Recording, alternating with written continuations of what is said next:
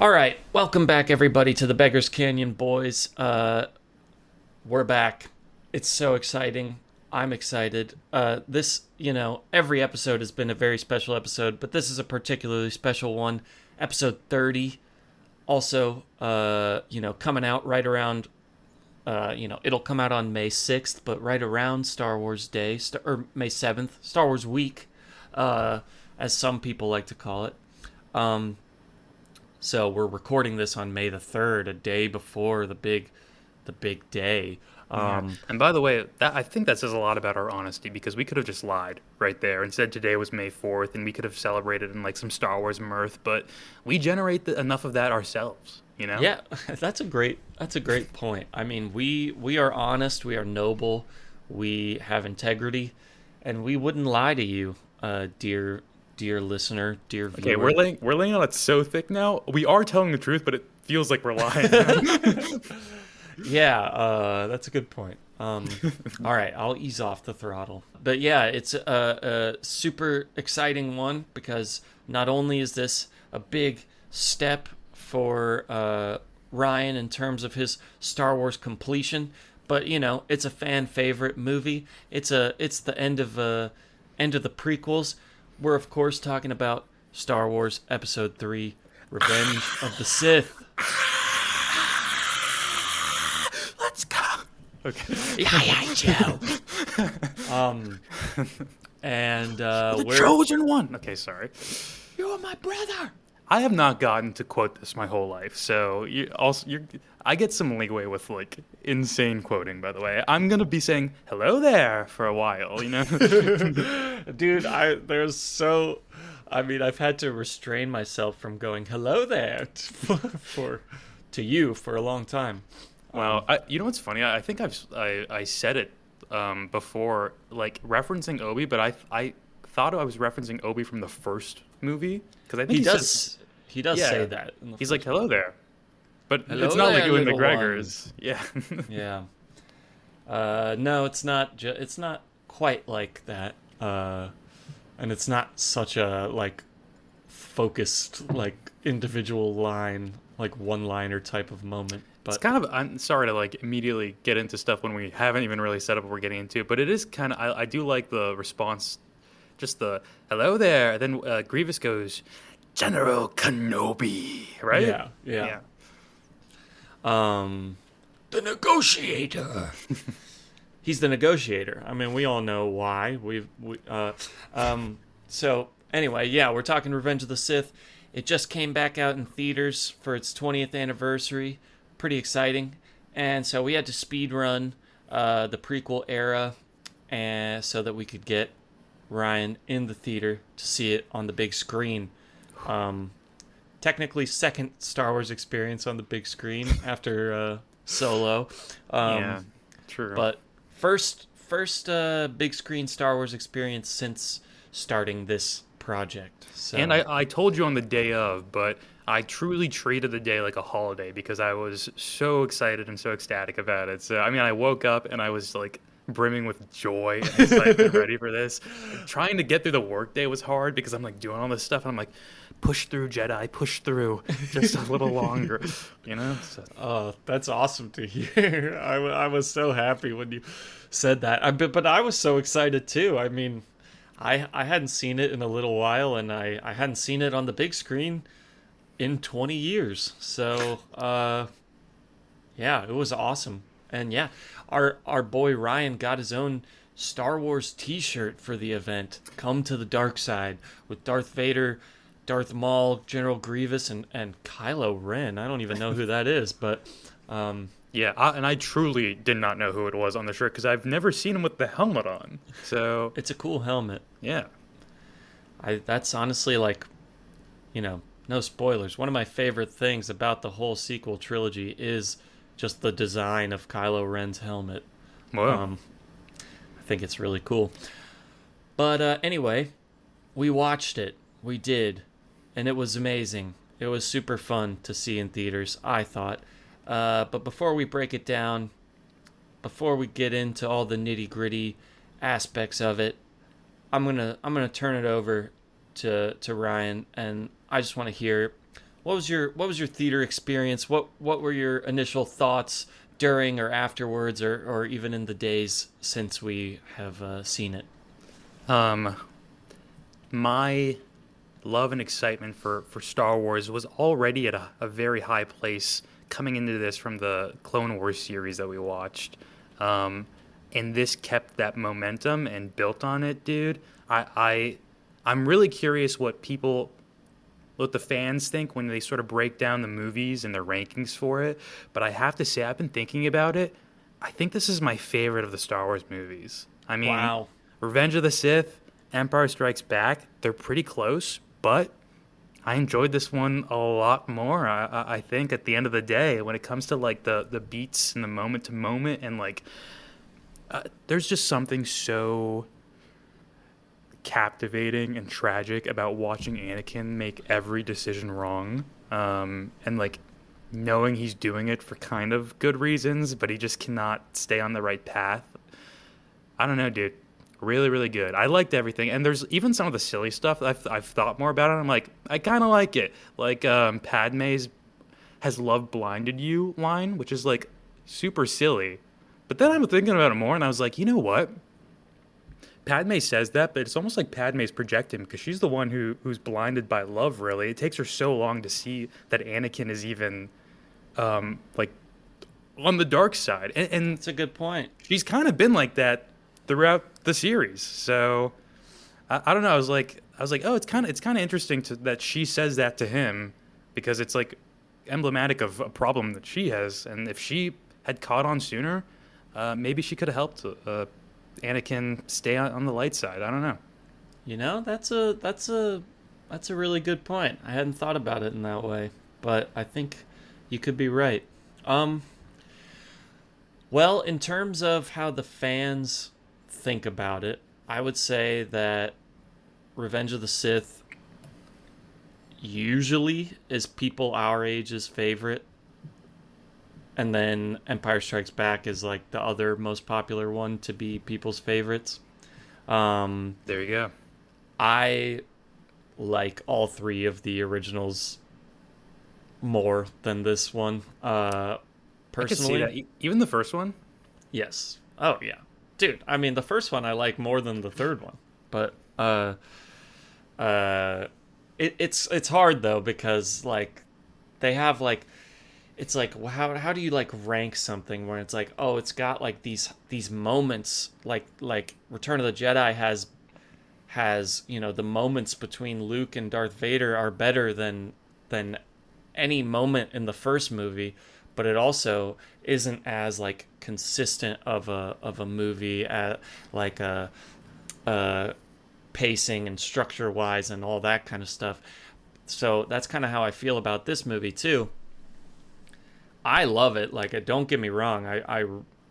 I agree. Like, I love all the prequels, even the silly stuff. I do enjoy. Um, but this one has like really low, frustrating moments for me. But it also has like some of the highest highs out of all Star Wars stuff altogether. So, but then I think about it. I try to detach myself from like the plot and the Star Wars lore of it and to think about it in terms of like movie making and everything. And it's got like a lot of issues, honestly, but I love it. I love it still. So don't let that detract from my feelings about it. And, super any opinion you had would be valid, but I would say you're not alone in thinking it's your favorite one. I think I'm going to be a defender of a lot of these issues that people point out in this movie too. I think because even we went with a group of people, and I think you guys were dissing, or someone was dissing, maybe like the Order 66 a bit. Again, I didn't feel like the criticism of it was super fair. I don't know. Well, yeah. Let's break it down a little bit, because there's a lot that happens Yeah. in it. I also just want to say very quickly though, before we do, Please, in regards yeah. of like my rankings for things or like how I'm positioning these, Also, I do realize I saw this one in theater, and it was like a big event for me. So I True. think that influences, and I saw it with like friends, and we've been doing this for a long time, you know. So I think that influences that as well. Um, but the other thing that I think is built into the movie that helps it too is I get a lot of catharsis from it from the first two prequel movies, but also catharsis from the original trilogy. So there's like a double layered catharsis in there where it's like, wow, this like feels like it does so much for those first two movies, and it also feels like it does a lot for the next three movies after it.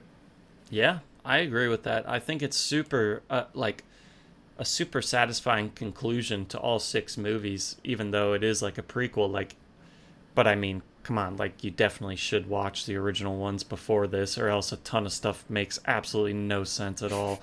But Luke, Leia. yeah, Ooba, Ooba. That's the midwife droid. Nurse droid. Okay, Yeah. Yeah, but it is super satisfying, like as a culmination of all six. I totally agree with you there. And yeah, I mean, we don't have to break it down yet. If you've got any more overall thoughts or things off the top of your head that you want to shout out. I just really enjoyed it. I mean, the pacing I thought was good enough for me. Yeah, probably we can break it down moment to moment now. I don't have any overwhelming like. I enjoyed it, you know. Well, that's good to hear. I did too. You It's hater. awesome. You want to hate, don't you? You're about to hate this whole podcast. You're gonna pick at this movie and all its little holes, and you're gonna ruin it. You're gonna ruin it. I love this movie. I really do. But I have problems with it. I will let you know, but I would love to hear like, defenses to those problems as well. Damn, we're gonna be taking opposite roles as we took for the first movie now. True. Wow. Yeah. What a weird switch up. So we open, of course, with our title crawl. Whatever. It essentially is just like summarizing what we saw at the end of the Clone Wars cartoon. But really, the movie starts with a pretty awesome, like, tracking shot through space of Obi-Wan and Anakin flying in their starfighters together. And, like, yeah, I don't know. It's all CGI, whatever. But he's, like, inventing these new technologies. And I would say, in terms of, like, the space battles, the ships, and the droids and the explosions, there's some rough CGI moments in the movie, but the mechanical stuff looks really, really good, I think. Yeah, I maybe I had blinders onto it, but in the theaters, I thought that scene looked so good, like the opening in space. I was like, man, this could have come out today, and I'd be like, yeah, that's about the level of CGI that we get today. Yeah, seriously. But also, I like the Battle of Coruscant so much, and I like the opening of this movie and the Clone Wars. I went on YouTube and I was like, I was gonna watch, first the Clone Wars and then go and watch the opening of this third movie again. But I saw people already spliced the two together for me. Yeah, and I just got to watch the full battle. It was awesome, dude. That's It's so really fun. cool. That's really cool. Yeah. I don't know if I've watched that, but I assumed like someone had done that. I love how they well, I guess, yeah. I love how they reintroduce us to the characters here. They're trying to get us, because it is a sequel and it is expecting that you've seen the other two movies at least. But, at the beginning of a movie, you got to establish like what the personalities are and everything. And I do find their like banter in this opening to be pretty charming, if not totally the way they intended it to be. But it's pretty great. And I do like, they're like, oh, that's Grievous's ship up ahead. The one crawling with vulture droids. Yeah. the relationship between Anakin and Obi-Wan, like even in the rhetorical back and forth, is such an interesting thing. I feel like if you wanted to, you could pick apart every single line like forever and find all these interpretations of it, uh, which is I think they all kind of lead to Anakin issues, but that's what it is. Yeah, but Obi-Wan's not free of faults either. But yeah, the things to note in this opening, other than like it looks cool. Okay, that it looks cool is there's a moment where first of all, the boys are looking amazing. Hayden Christensen and Ewan McGregor are looking awesome. I love Ewan McGregor's ship. I want that ship. I Oh, would the like to red fly around in that ship. starfighter. Yeah. Yeah. That's one of my one of the cooler ones I like in Star Wars, and I want my little R4 with it. Even though rest in peace R4 again. Yeah, we had to watch him die again. He's like the Shock T of droids. Terrible. Wait, what do you mean by that? I'll. we have a lot of deleted scenes we have to watch from these movies. So isn't Shock T the one who General Grievous? Oh, I guess we don't see her die, do we? It's a cutaway. We don't see her die in the movie, but she was the one in the Clone Wars show that was like running away with Palpatine and fighting off Grievous and and Palpatine's like, oh, your noble sacrifice will go down in the Jedi history belt, right? Yep. But then it cut. I think there's because I've watched this over and over again, dude. It cuts and it just shows Grievous getting into the ship. It's like you're like, oh, he killed her. Right. And then that's when he turns and Mace Windu is like, God, it's so good. Oh man, so good. It's awesome. Yes. It is implied, but we'll watch this deleted scene. But there's literally like two moments where there's like this whole opening scene once they get onto Grievous's ship, the Invisible Hand. Cool name. She's like killed by Grievous in front of Obi-Wan and Anakin on the ship. She's also like been captured. Then there's also a deleted scene where Anakin kills her as part of the raid on the Jedi Temple. Damn, what? I want to watch that right now. That's awesome. Too bad we got to record right now. But that'll be next episode. I'm thinking next episode we do a couple comics and then like all the deleted scenes from the prequels. Okay, cool. Anyway, so yeah, they're looking awesome. Their ships are awesome. I love the design of these starfighters too. I like the vulture droids a lot too. I thought they were really cool in the way that the way I didn't like to see it, but the way they kill R4 and like rip his skin off is cool. Yeah, the buzz droids that cluster onto the ship and everything. Yeah. Sorry, did I mix the name up? No, the vulture droids are like the pronged ones with like the head in the middle. Oh, then okay. there's like the tri-fighters, which have the little ball in the center that open up, and all the buzz droids fly out of them. And the buzz droids are what actually land onto the ships and everything. Man, a droid killing a droid, that's wrong, dude. That's wrong. Yeah. There should be solidarity. It's like what C-3PO says in Attack of the Clones. Machines making machines. What a weird... whatever. But I love Anakin's haircut. Beautiful. He's looking real fine.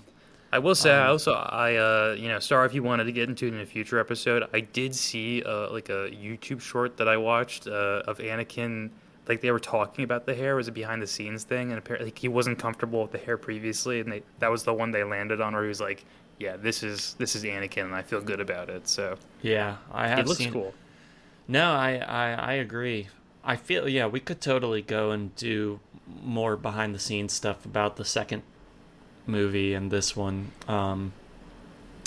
We just had to speed it along a little bit to get to this one. But don't worry, man. I've seen some stuff now popping up here and there. I also saw like Samuel L. Jackson talking about how excited he was to pick his lightsaber. Also Liam Neeson, the same thing. YouTube's just recommending me these now. That's awesome. Yeah, I've heard Hayden Christensen talking about it recently.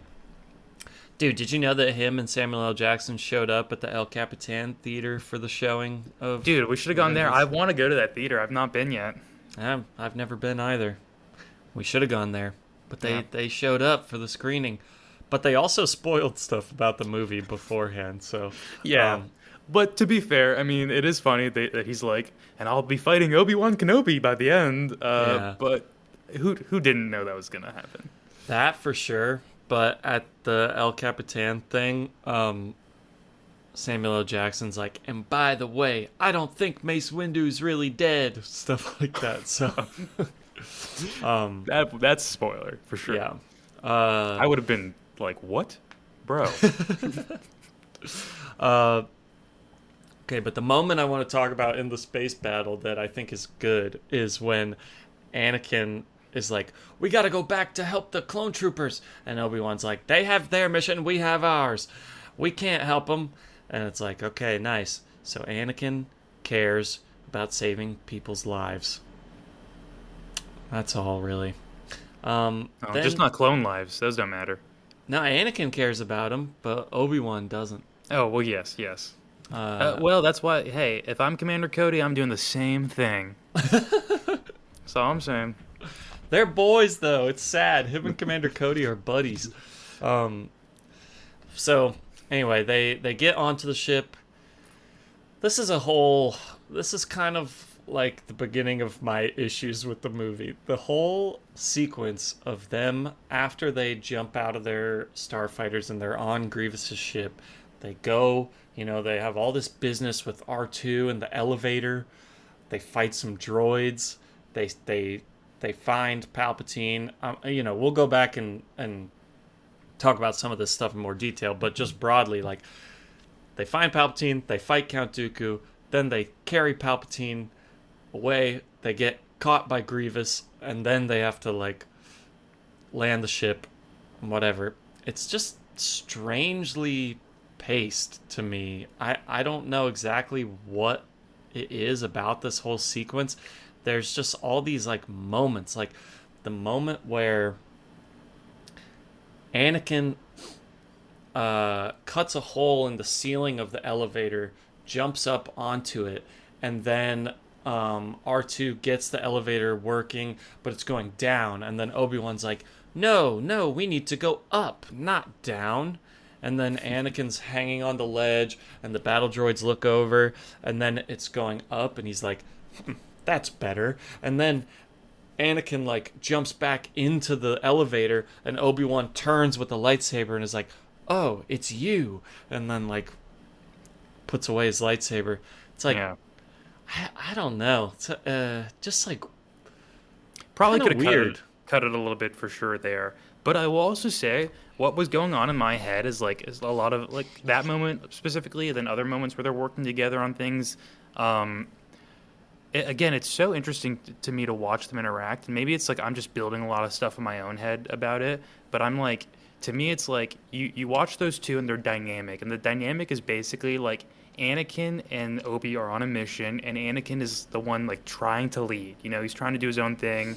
He's pushing forward and kind of trying to drag Obi along. But Obi-Wan is the one who actually knows more and is like smarter about strategy and the planning of all this stuff. It's just that like Anakin's strong and brute forcing his way through things. And so watching like the push and pull of that, where it's like Anakin's getting there, he's getting there, but then it's like, okay, Obi-Wan comes and actually fixes what you were doing, Anakin, so you're able to continue to just brute force, Yeah. I mean, that is what I love about it. I totally agree with you, and I think their dynamic works very well. I think there's maybe just some moments of like editing or certain dialogue choices and things that make it feel a little strange, but like conceptually and like 95% execution wise, I think it's awesome. I mean, I think that's a great point you bring up, and that is totally applicable.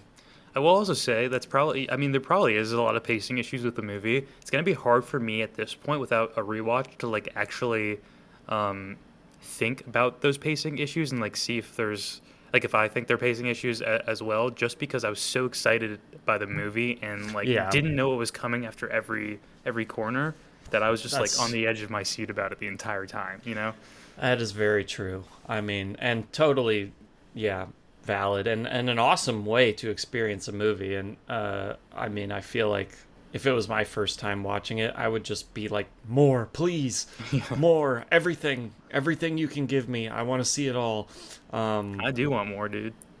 Hey, yeah, there's about like 15 more minutes of this opening sequence on the ship that was cut that has fully completed VFX and everything that they like totally shot and finished and cut at the last second because it was like 30 minutes of them, 40 minutes of them on the ship. Is there like the fight between Anakin and Shakti like a full thing? That's later, like that's during Order 66 and stuff, but and it's not really a crazy fight. He just kills her like pretty Oh, quickly. okay. But Wow, disrespectful to her. Come on. Maybe that's why they cut it. I don't know. They're disrespectful to a lot of Jedi in this one. Not to get a little ahead of ourselves, but our boy Kit Fisto just gets annihilated by Palpatine right away. But it is Palpatine. Yeah. It is Palpatine. So what are you gonna do? True. But it would have been cool to see a little bit more of like an involved fight there, I think, with Yeah, the Forward Jedi. It's But funny too, just like what I don't know about like what the fans like, because I think I told you I was like, we're probably the only ones who care about Kit Fisto. And you're like, no, he's a pretty big like popular character actually. I was like, Yeah. oh, that's surprising to me. people love Kit Fisto. Out of all the Jedi that have no lines, he's probably the most popular. Hey, well that's all he deserves it. That's awesome. Yeah. Rest in peace. I agree. He does deserve it, and he is awesome. I like him and Plo Koon the best. They're probably force ghosting out together. Yeah, honestly, you're right. So, yeah, let's just go to where they see Palpatine in. They get so it's kind of like mirroring him as the Emperor in the Emperor's throne room. I don't know if you noticed that. It's kind of Dude, he's trapped to it though. whoa, which is like sort of like how he's trapped to the dark side of the Force.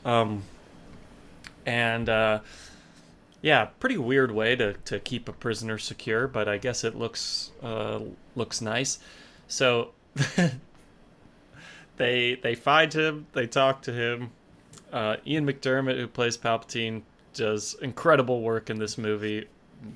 Maybe the best part of the movie, other than Obi-Wan and Anakin fighting, is Palpatine and Anakin's interactions. Yeah. Do it. Kill him. That's a big popular quote as well. Makes sense. I've been thinking about that one. It's so good. I want to use it with like my nieces and nephews at some point. I'm trying to think of ways to fold this stuff in. Well, you'll have to sit them down and give them the Beggar's Canyon Boys experience. True, yeah. Oh my god. Won't that be fun? That's like generational now. Yeah. I think I mentioned to you like last year, maybe last summer, my like a Disney show. My niece knew Obi-Wan Kenobi just from a Disney show where they made a joke about Obi-Wan Kenobi, but she didn't know like actually who Obi-Wan Kenobi was. Huh. That's it. Yeah. I mean, it just permeated so much stuff. That's pretty funny. What do you think about? So Dooku appears. And, Palpatine's like, oh, you got no chance against him. He's a Sith Lord. Obi-Wan, Sith Lords are our speciality. Mm-hmm. And Anakin's twice as strong now. Good. Twice the pride, double the fall. Wow, I'm continually impressed that you know every line of these movies. Like, I'll give approximations of them based on like my best recollection, and then you will have the next line that's said in the movie just ready to go. I mean, it's that one I know is correct, but I'm sure a lot of mine are like misquotes and stuff. But Great moment though. I love the little back and forth there. And I Yeah. love Dooku's arrogance too. I mean, Mm-hmm. he's a legacy into his arrogance at this point, so he thinks he's real confident. Big And mistake. he is is probably confident in the knowledge that, or at least in his mind, that he is the apprentice of Palpatine. That he is, he and Palpatine are the two Siths, and eventually, he's gonna become powerful enough to overthrow Palpatine, and then he'll be the master, and he'll get a new Padawan or a new apprentice for himself. But Which is really funny. That's the Sith methodology, because Anakin towards the end is saying the same thing basically, where he's like, "Yeah, and I'll overthrow Palpatine, and then we could." him. Yeah. But I mean, that's what they do. That's what they do. Yeah, well, Um, they don't play nice. it's what Palpatine did to Plagueis, and which In his oh, boy. sleep, dude. In his sleep. Which is what a cowardly way to kill your mentor, by the way. Weak Palpatine. Weak. It's cool for his character, though. I think. Yeah. Yeah. It's not a diss on the moment. Do we? Do you? Is this in a comic or something somewhere? Do we get to ever see a visual of this happening? A visual? I don't know, but check this out: Whoa. the Darth Plagueis book. Have you read it? I am like halfway through it. Hit or miss? Hmm? Hit or miss? Oh, it's awesome. It's That's good to hear. It's great. It's like one of the best Star Wars books I've read, and Damn. it is so cool. I would be really interested in it for Palpatine's characterization. Yeah, I mean that's mostly what it's about. It's called Darth Plagueis, but it's really about Palpatine. It's sort of a prequel to the Phantom Menace in a very cool way. Yeah, great book. Would totally recommend it. At least so far. I'm not done with it yet, but so anywho, yeah, they fight. It's pretty cool to see. I mean, they do some great moves. This isn't the best fight in the movie, but Count Dooku is still really strong and can take both of them for a good while. Yeah. But then there's a moment that the fans talk about where they switch up their stances on him and they start using a new form that he's not prepared for. And once him and Anakin are just going at it one-on-one. And there's a shot that sort of mirrors the moment where where Luke and Vader are fighting in Return of the Jedi, after Vader's like, perhaps if you will not be turned, then maybe she will, and he's like gets all angry and starts going crazy mode on Vader. It's kind of like after Count Dooku endangers Obi-Wan, then Anakin gets pissed, and then they kind of do the same camera move from Return of the Jedi. Pretty cool. Yeah, that is. I also, I didn't think about it at the time, but I also kind of like that. That unorthodox like attack style is what does Dooku in, but Dooku was training Grievous in unorthodox style, so it's kind of like game recognized game, but Anakin does it better, and it leads to his downfall. So again, a little arrogant point for Dooku there. Yeah, very true. And then pretty quickly after this, Dooku's dead. Anakin's got him with the two lightsabers, and I shouldn't. Yeah. Oh, it's great. Awesome moment where Dooku like looks at Palpatine and he's like, dude, like, you're really gonna let him do this right now? Like, it was actually really surprising to me they killed him in the beginning of the movie. I didn't expect that, and I was. I mean, it makes sense, and I think it's a crazy moment for Anakin again. Like all the Anakin moments always shocked me. I don't know. It's like I knew where he was going, but every step of the way, I was like, no, oh my god, no, what? But I do wish it would have been nice if we got a little more Dooku, because I think he's so phenomenal as an actor. Like he's really good too. Oh yeah, Christopher Lee's killing it. Yeah. And I agree. I agree. I mean, I remember you saying after Attack of the Clones, like, "Ooh, I can't wait to learn more about Dooku." And like, well, we don't really. I realized we But don't really learn about the people and their backstories and stuff, which is fine. Star Wars is like, hey, it's not about their story, so like they're just a cool character. But I can appreciate that it leaves room for others to flesh out those stories in the universe too. So like Grievous, I was like, we're gonna get Grievous's backstory in this movie. no, not at all. Uh, but yeah, you're right. I mean that leaves it for there to be some beef to the extra material to the books and comics and video games have like interesting things to explore that are really left open in the movies. And also, we only have so much time in the movie, and like, what do we want to focus on? Which debatable whether they use that to its full potential in this movie, but yeah. So Dooku is dead. Anakin, you know, struck down a defenseless opponent who's on his knees. Um, Not the Jedi way, but Obi-Wan was not conscious during that, so Obi-Wan just assumes that he killed him in battle. Yeah, I will also say to the it does seem like Dooku could have straight up killed Obi-Wan there as he because rewatching that scene where he force breaks whatever piece of the ship off and it falls onto him, it looks like he places it so gently where it's like, okay, Yeah. it's just pinning you down, but it's not going to crush you. Yeah. I know, like, why not kill him right there? But Yeah. whatever. Kill him. Kill him, Anakin. Good, Anakin. Good. That's so good too. I love that part. Yeah. He's like overjoyed by this. It's wonderful. Because, like, yeah, it's been his plan the whole time of, like, grooming Anakin into this, and this is really, like, the test of, like, oh, shit, okay, confirmed. He is more powerful than Dooku. Sweet. Like, now I have no need for Dooku anymore. Like, I'm for sure locking in to Anakin as my guy now. I gotta say, for Palpatine, dude, what a satisfying life that guy had to have. I mean, he really, his plans came to fruition. Like, he nailed them. Super effective. Got to watch everything step by step fall into place, and the whole while he's being a little sassy man about it. He's like, I mean, as Grievous is kidnapping him, he's like, Grievous, you jerk, you should never, like, giving him a piece of his mind, like, Yeah.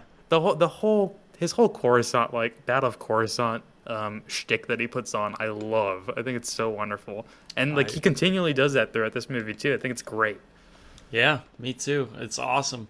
He plays the, like, oh no, I mean, I don't know. I'm just, I have this power thrust upon me. I didn't want it. And then, until he fully breaks the facade, after he fights Mace Windu. But,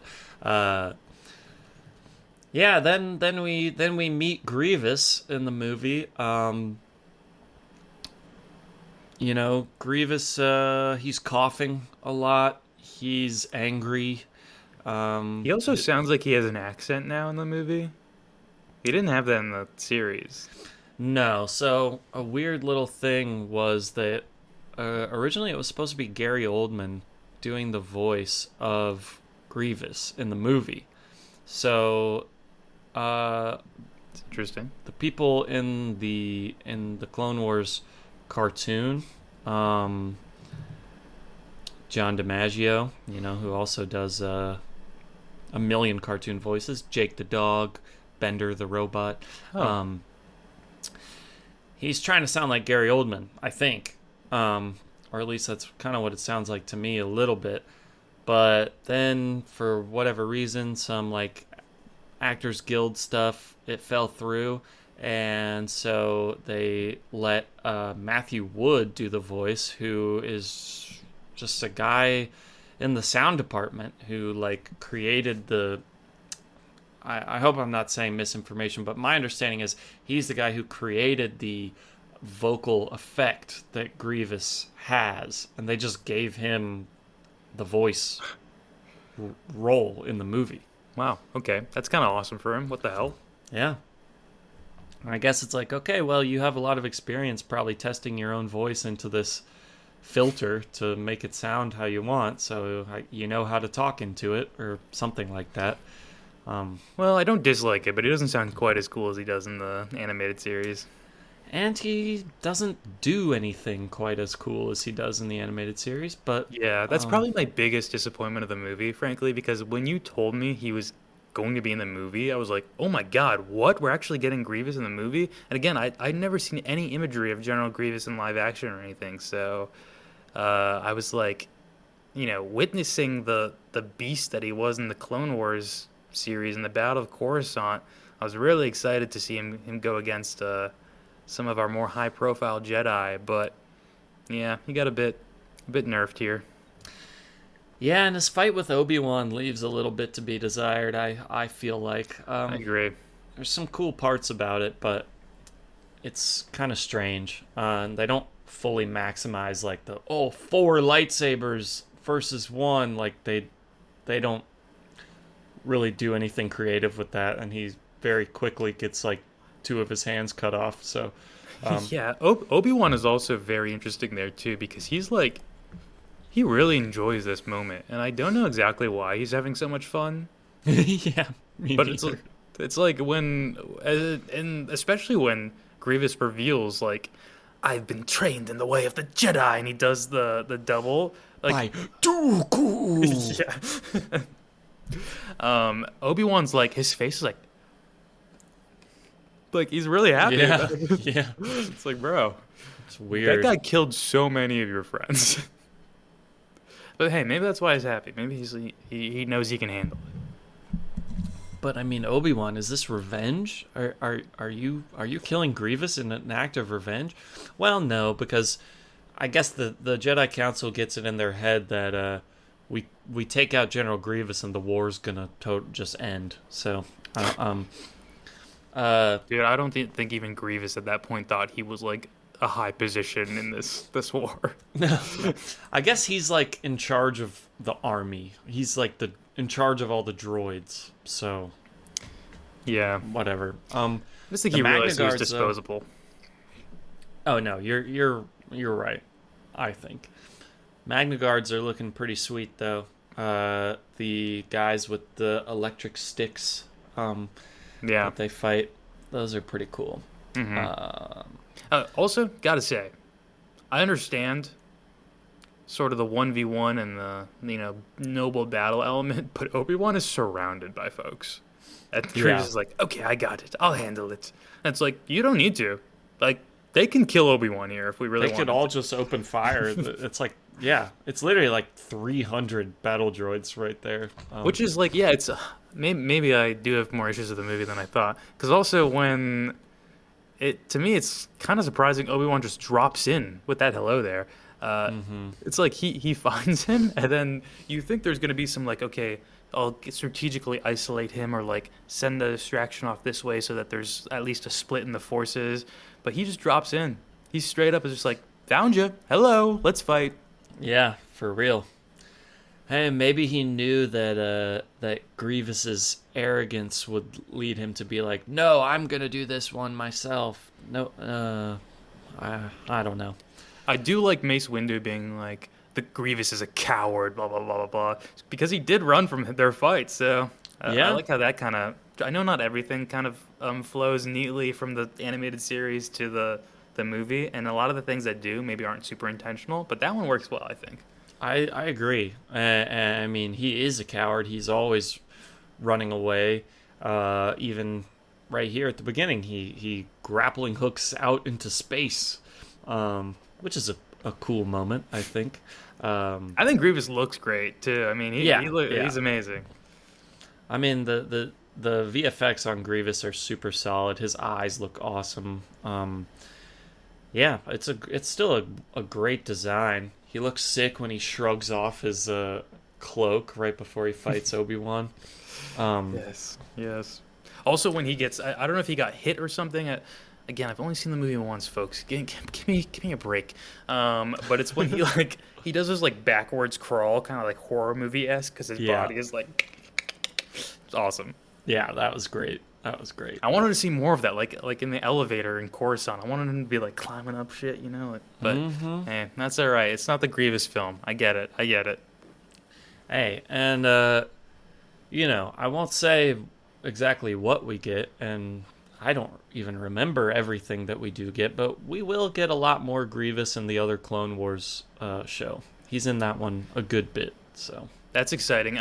He's like kind of one of my favorite Siths right now, but it's hard because he's like very much so a favorite Sith from the Clone Wars series, and I like him a lot in the movie too. But it's drastically different. So. Oh, he may be on the dark side, but he's no Sith. He's no Sith. Okay, sorry. What am I?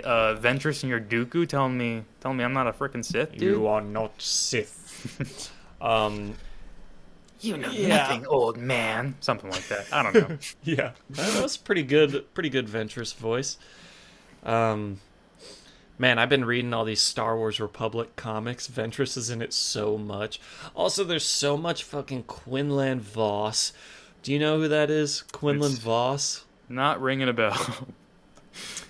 I find him so boring. But whatever. Where did we first meet him? He is in the background of the movies. We haven't even really met him. He's got a yellow. He looks like a human, but he's just got like a yellow line going over his nose bridge. Why is he annoying as a character? Or he's just straight up boring. He's not annoying. He's just he could be cool, but he's so repetitive. And in the comics I'm reading, every time he comes up, he's undercover as like one of Dooku's apprentices or whatever. And every single time he comes up, it's like, "You've gone to the dark side, Quinlan Vos." And he's like, "No, I haven't. I'm undercover. I have to do bad stuff to gain Dooku's trust." And then they're like, "Okay, well, where's the line? Where's the line between when you're doing bad stuff and when you've actually gone to the dark side?" And that just happens over and over and over again. But wow, sounds like Firestar, Orcus, and Jean Grey. Am I right, X-Men Greco era fans? Firestar who in Jean Grey?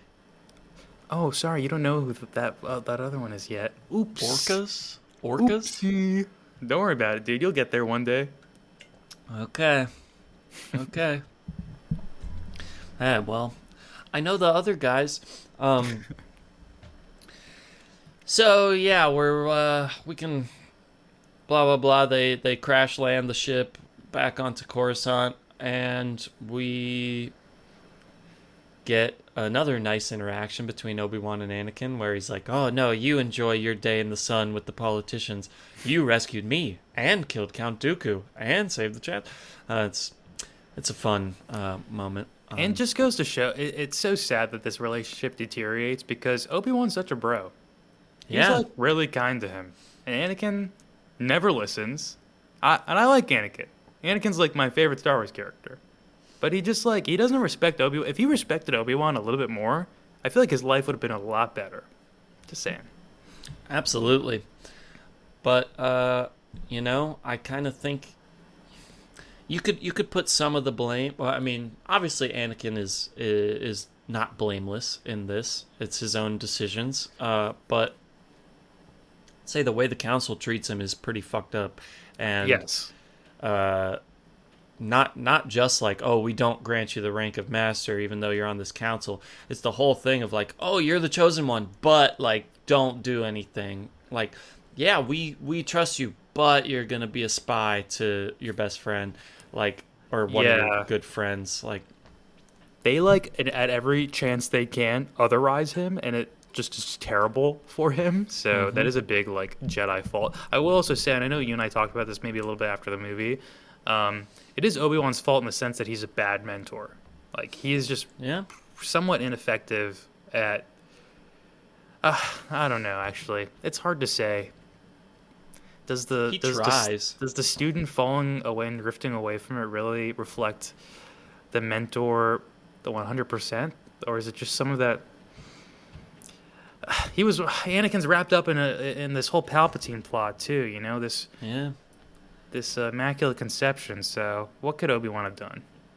Oh, I know. I mean, and he's being manipulated by Palpatine the whole time. And Obi-Wan, I think Obi-Wan is a pretty good mentor, but maybe I'm bringing in like other Clone Wars stuff to it, because man, they got a super cool relationship. But I do agree with you that it is a little bit too much like, oh, we're buddies, like rather than like I'm your teacher. Um, but Anakin also just doesn't listen when Obi-Wan tries to mentor him. So, I do think Obi-Wan also literally says like, "You were a brother to me" or something like that. You probably know the exact line, whatever. Well, yeah, but there's no need to shout right now. So, so then we learn in a room full of insane CGI pillars that Padme is pregnant. They reunite. I thought I would never come back from the Outer Rim sieges. It feels like a lifetime since I've been away from you. And she says she's pregnant. What are we going to do? Nothing right now. This is a happy moment. The happiest moment of my life. Wasn't he even talking about getting married there too? He was kind of saying like, I don't care about the Jedi rules on this at that point. I thought.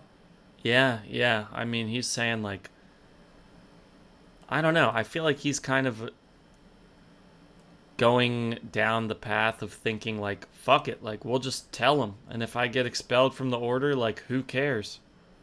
I'm the chosen one. You're really gonna expel the chosen one? Yeah, they need me.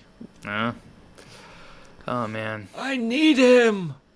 Who's the asshole who told Anakin he was the chosen one? Was that Qui-Gon? Yeah, dude.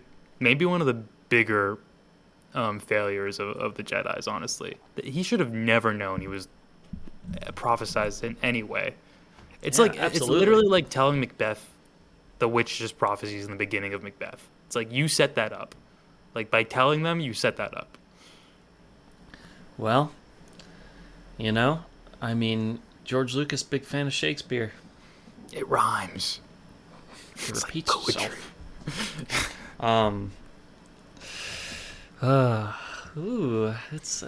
There's some great stuff in here though. I'm sorry I'm going like pretty slow through the movie, but no worries. Trust me, I'm having a great time reliving this moment to moment. Well, good. Here's where it gets a little harder to remember like exactly moment to moment what happens, but the big beats of this act of the movie, I guess, is that yes, Anakin learns that Padme's pregnant. The Jedi Council's talking about how we got to take out Grievous. That'll be the key to stopping the war. What about the droid attack on the Wookiees? That's Ki-Adi-Mundi's contribution to the movie. Yoda can handle that. Good relations with the Wookiees I have. Yeah. You do? Yeah. You do? Don't you remember seeing when we were like at Yoda's hut on Dagobah? He had a bunch of Wookiee paintings behind him. You missed that? Yeah, that's it's a small little detail, but kind of echoing that sentiment through time, you know? True, very true. I love how he says Chewbacca like by name when he's leaving. Farewell, Chewbacca.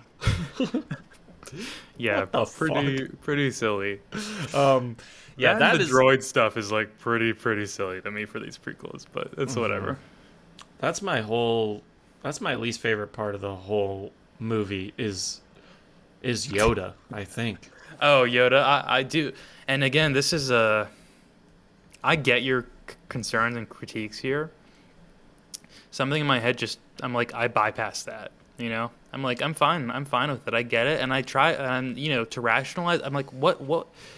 I don't know. I guess it's a good question for you. What do you feel? If you wrote this, what would you have Yoda's role in these movies be, these prequels? I mean, with everything going on still as it is, you know? I really like the moment where Anakin and Yoda are talking to each other, and Anakin's asking Yoda for advice, and he's like, "I'm having these dreams about someone I care about dying. Like, what do I do about that? Because like I know the Jedi dreams are like prophetic and everything." And then Yoda's like, "Hey, like death is a natural part of life.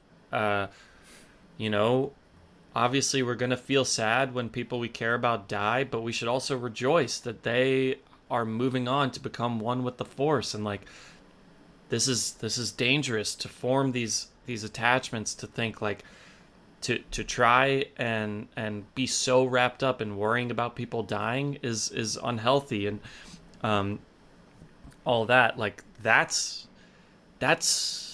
the Yoda that I like right there. Yeah. And I think the whole time Yoda should be the guy who is like, no, like I'm not fighting in a war. Like I'm not going to lead like clones into battle.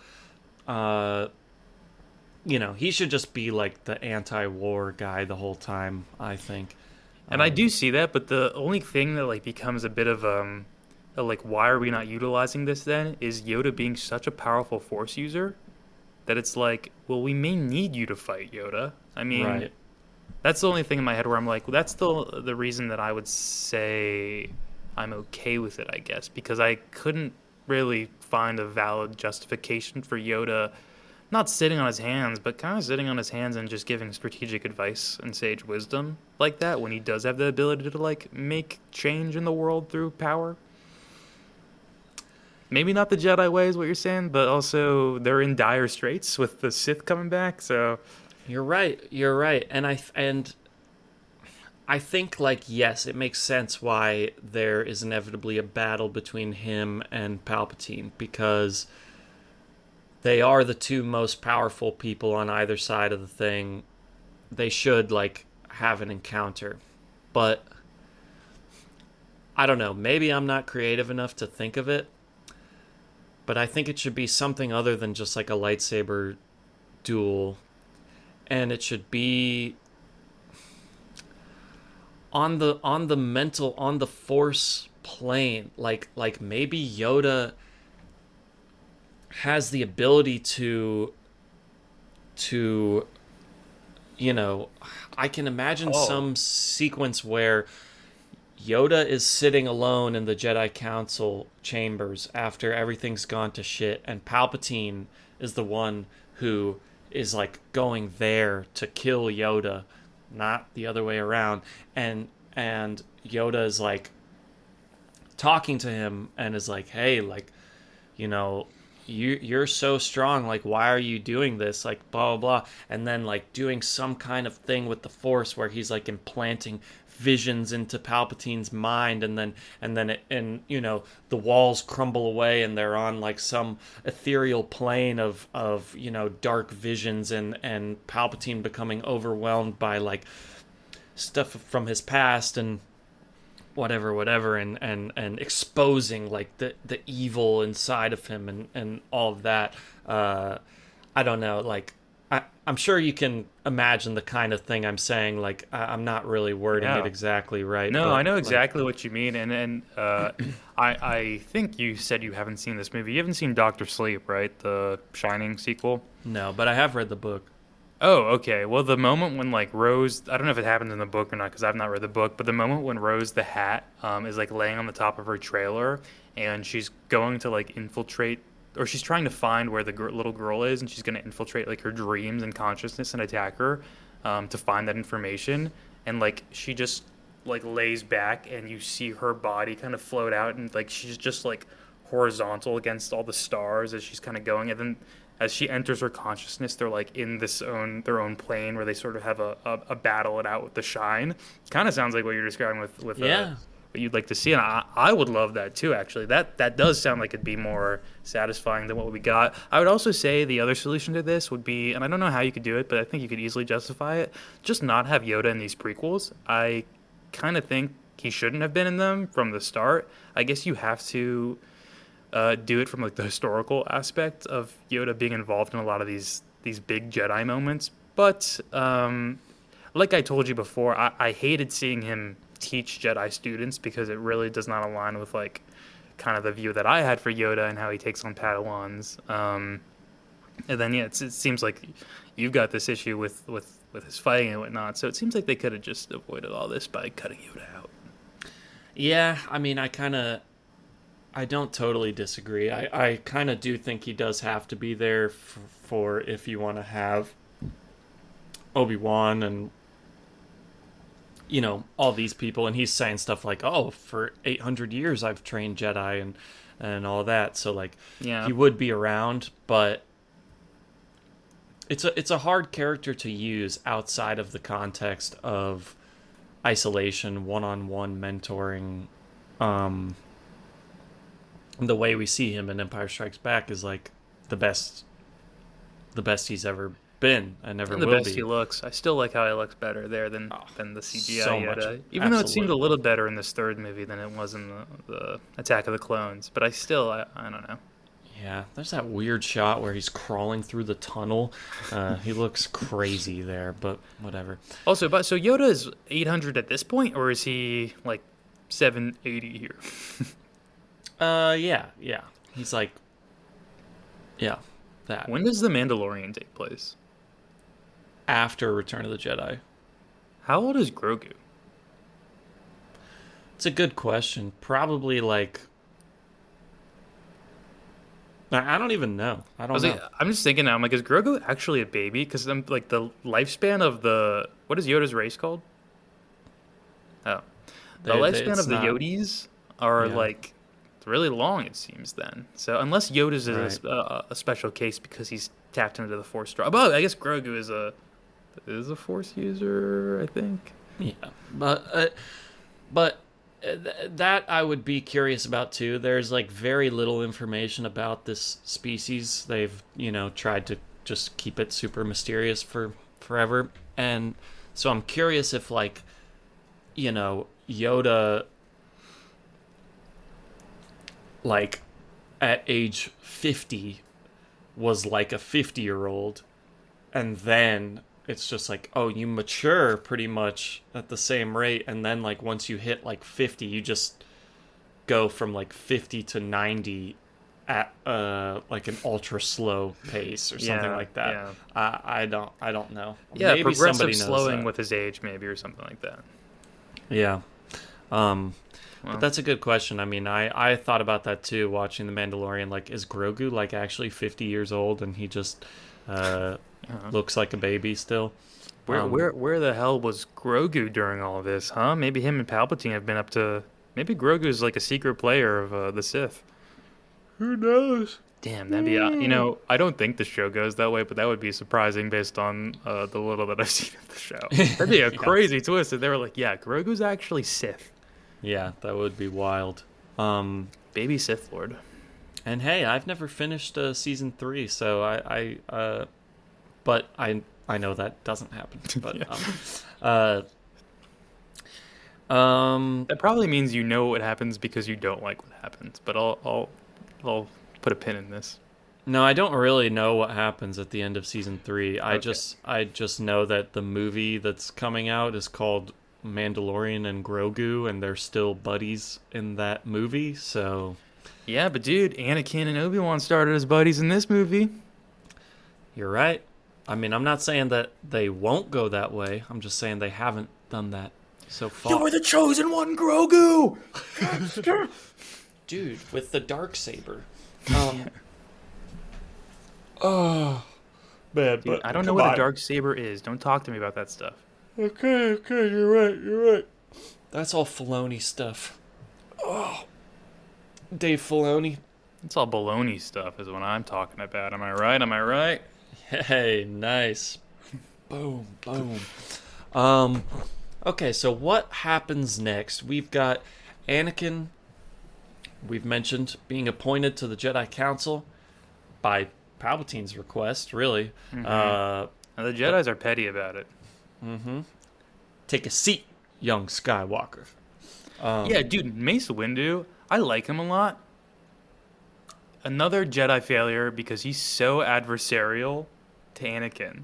And it's like, and even when Anakin later on, sorry to jump ahead again, but when and when Anakin informs him, like, yeah, oh no, Palpatine is Darth Sidious, or sorry, wait, is he Darth? Is that what they call him? Yeah. Yeah.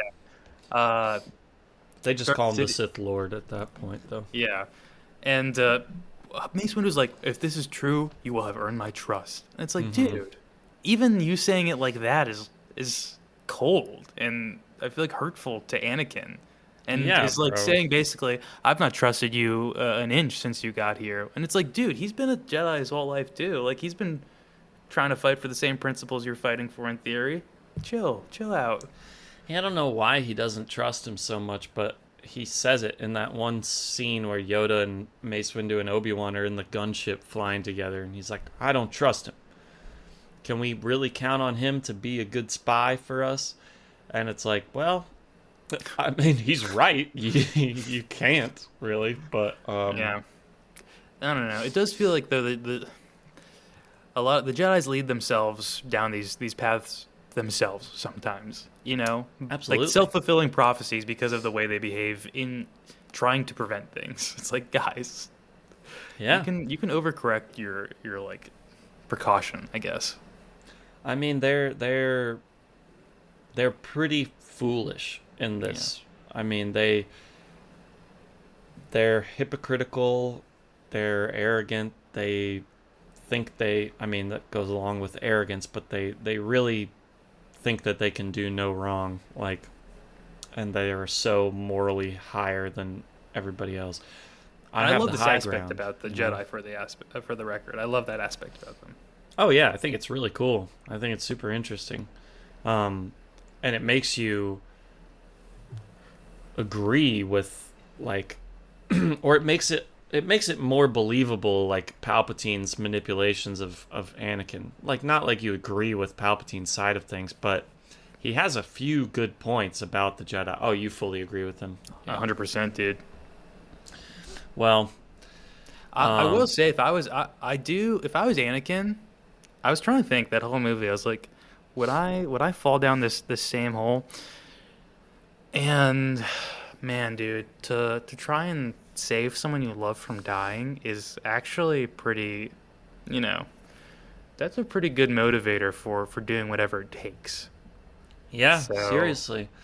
I mean, he's got him. He's got him with that little bit, and you know that's what's so cool about the character. You know, Yoda being like, "Hey, don't get too caught up in these attachments," and Anakin's like, "It's much too late for that. Like, I'm completely caught up in this attachment." I also get Yoda's perspective, but also just on like a human level of like, I'm living in this world right now. I think it's so hard to find the piece of like, well, yeah, the person's dead and they're with the Force. I guess at least in their universe, they know as a fact that there's something after. But it seems, if I'm Anakin, I'm like, this seems so unfair that I have this young relationship and I have a baby on the way and she's gonna die. And I don't get to have this. Like, no. No, Like, I why think me? You're totally right. Yeah. Yeah. I feel for him, man.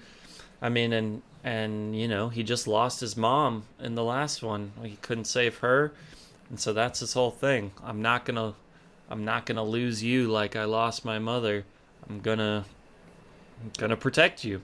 Yeah. And I feel for him too. And you're totally right. Like, I don't know, if you were almost positive that someone you loved was gonna die, and then somebody else is telling you like, hey, there is a way that like we can work together to prevent this, and you trust that person, you would probably try to do it. So I mean, I know that's what you just said, but I'm just saying I agree. Yeah. Although I'd be pissed as hell when it doesn't work out, and then you still want me to do things for you. Yeah, well, now it's too late. Now you can't go back. You killed a bunch of little kids. What are you gonna do? Yeah. So now Hey. some of those lines in the "like us, they not" are making a little more sense to you. Oh, I don't remember them. What were the callouts in that one? It's just like if you beat a Jedi, it's probably a minor or something like that. Oh man, you must have played it pretty straight there when I was like, that line doesn't make sense. Because I think I called out some of the stuff where I Yeah, was like, they didn't change you this at did. all. I just didn't say anything, but That's funny. Well, and also, but I would also say, hey man, you can come back from that because he already came back from killing children once. So what? Because they're Jedi, they're of higher value. Is that what you're trying to tell me? uh, no, no, I don't believe Okay. that. All right. But you know, obviously the children didn't have anything to do with the death of his mom, but that was like a rage, uh, revenge motivated moment of weakness. This is like, hey, I'm instructing you to go like dismantle like everybody that trusts you and kill all these people. Yes, but also I will say, not to defend Anakin here, but I just think like the speed at which things started to happen and the quickness in which he needed to make super critical life-changing decisions like caught up to him, and he made the wrong one when it came to the Mace Windu situation, and after that it was just like he was trying to I don't know, like use a bowl to get the water out of his ship, but Yeah, it's filling up around him and it's getting to his neck, and he's trying to do what he can to just keep going at that point, no matter absolutely. what.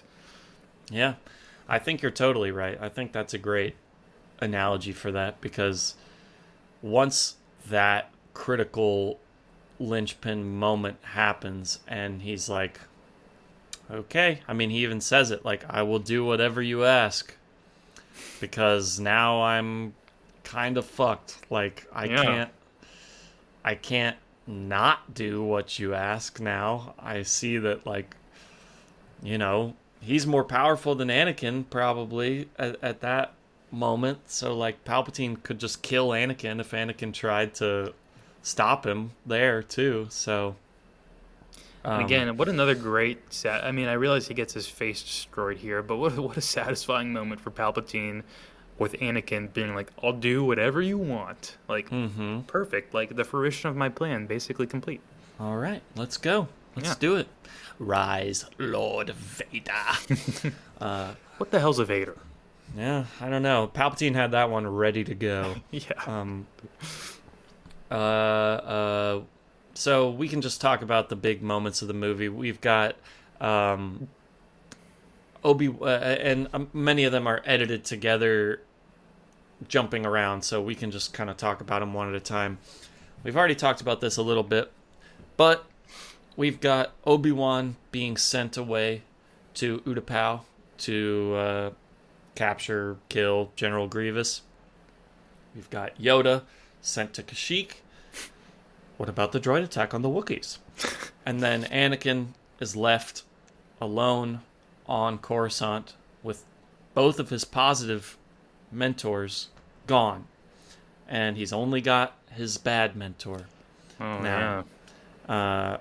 And his wife, which they have a very nice relationship in this one, I think, at least in the beginning, but she's blinded by love, there, dude. She's blinded by love. You're right. You're right. And he wouldn't do that. He wouldn't kill younglings. I've got to go see him. I know there's good in him. So Obi-Wan on Utapau is a weird like side quest that they spend a lot of time on. And I don't know. He rides a lizard, I was gonna say, I like his little lizard. The lizard's fun. Boga. Yeah. Is that its race or its name? I think that's its name. Let me see. Nice. Never knew Anakin or Obi-Wan had a pet lizard named Boga. Boga was a female Varactyl. Yep. So Nice. that's the name.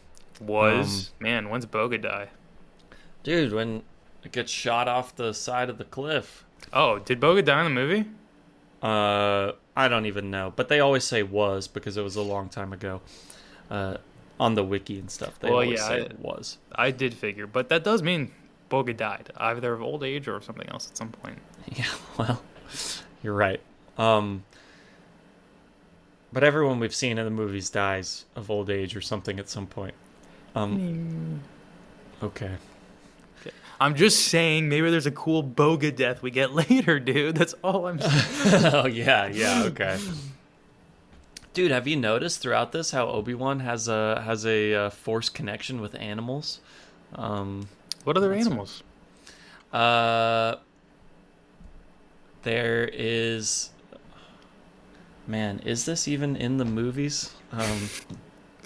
I'm thinking of stuff from outside the movies. Well, but, the answer is I did not notice this. Okay, well, valid. At the very end of the movie, he's riding his Eope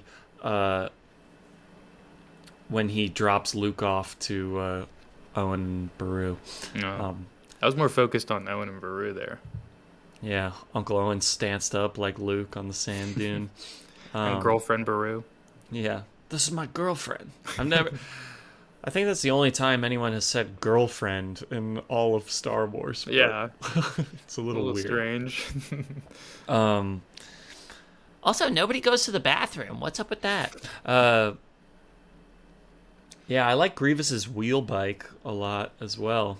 And I think maybe the coolest part about their fight is when they're, running next to each other.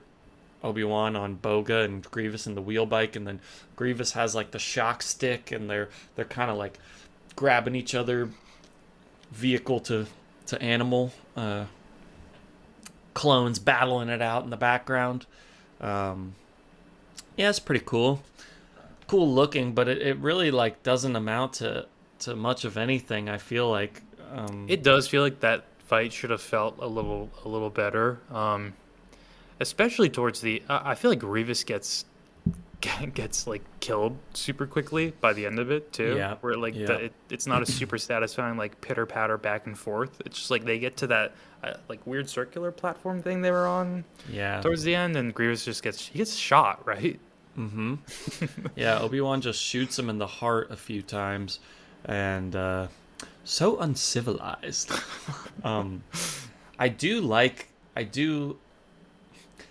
I agree it doesn't like totally work, and something about it doesn't build properly, but I like what they're going for at the end there, where neither of them have weapons anymore for a second, and Grievous is just like kicking the shit out of Obi-Wan, and Obi-Wan goes to like punch him, and he's like, ah! Yeah. And like that's a cool moment of like, oh crap, like Obi-Wan is in trouble now, and Grievous is just like kicking him around a little bit.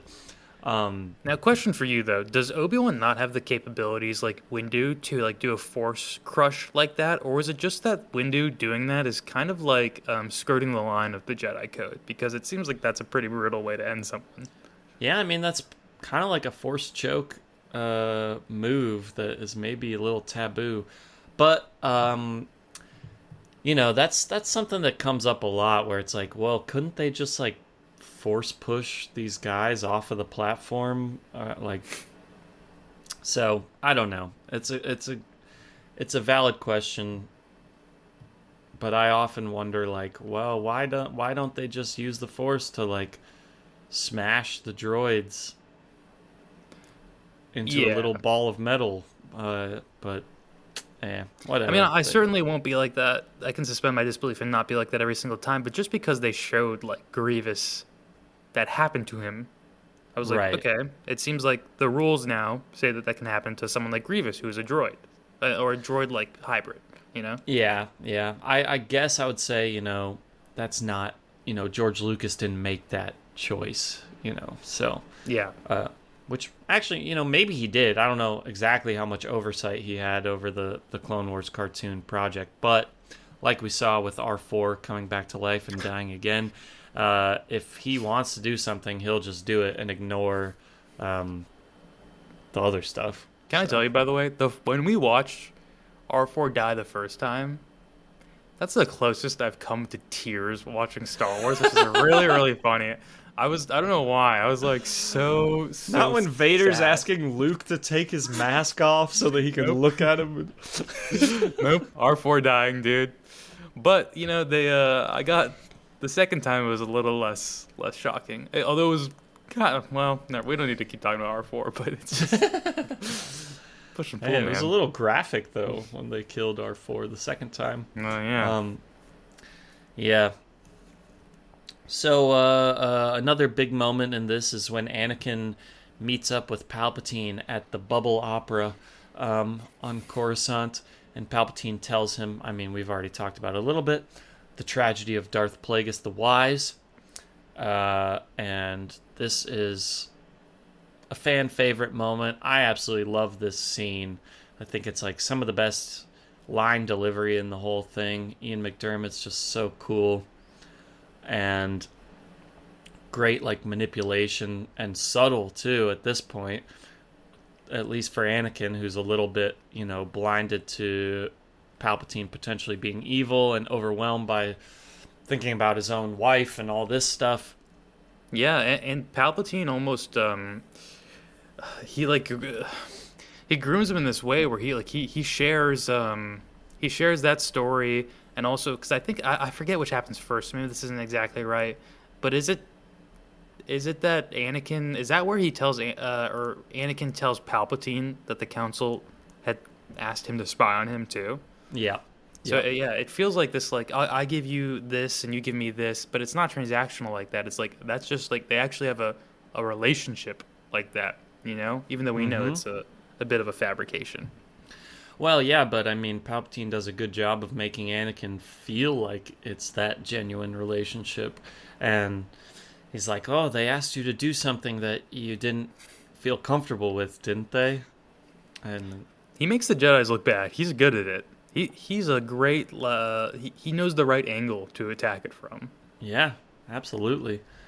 Um, Man, and the story about Darth Plagueis is pretty cool too. He could manipulate the midichlorians enough so that he could create life.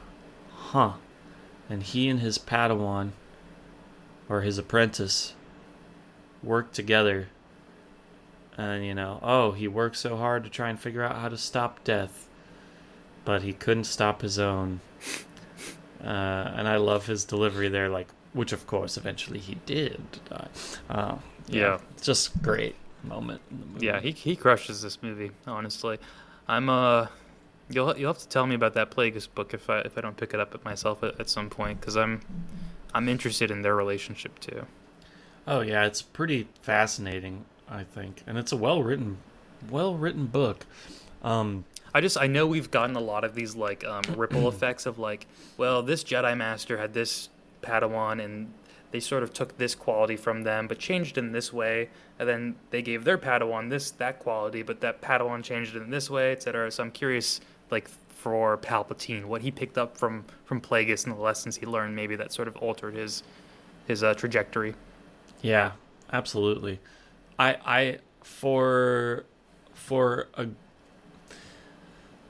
I haven't read all the books, obviously, but the best examples I've seen of sort of that, but on the Sith side, like the ripple effect of teaching and the way that the Sith like train and teach each other, is the Darth Bane books.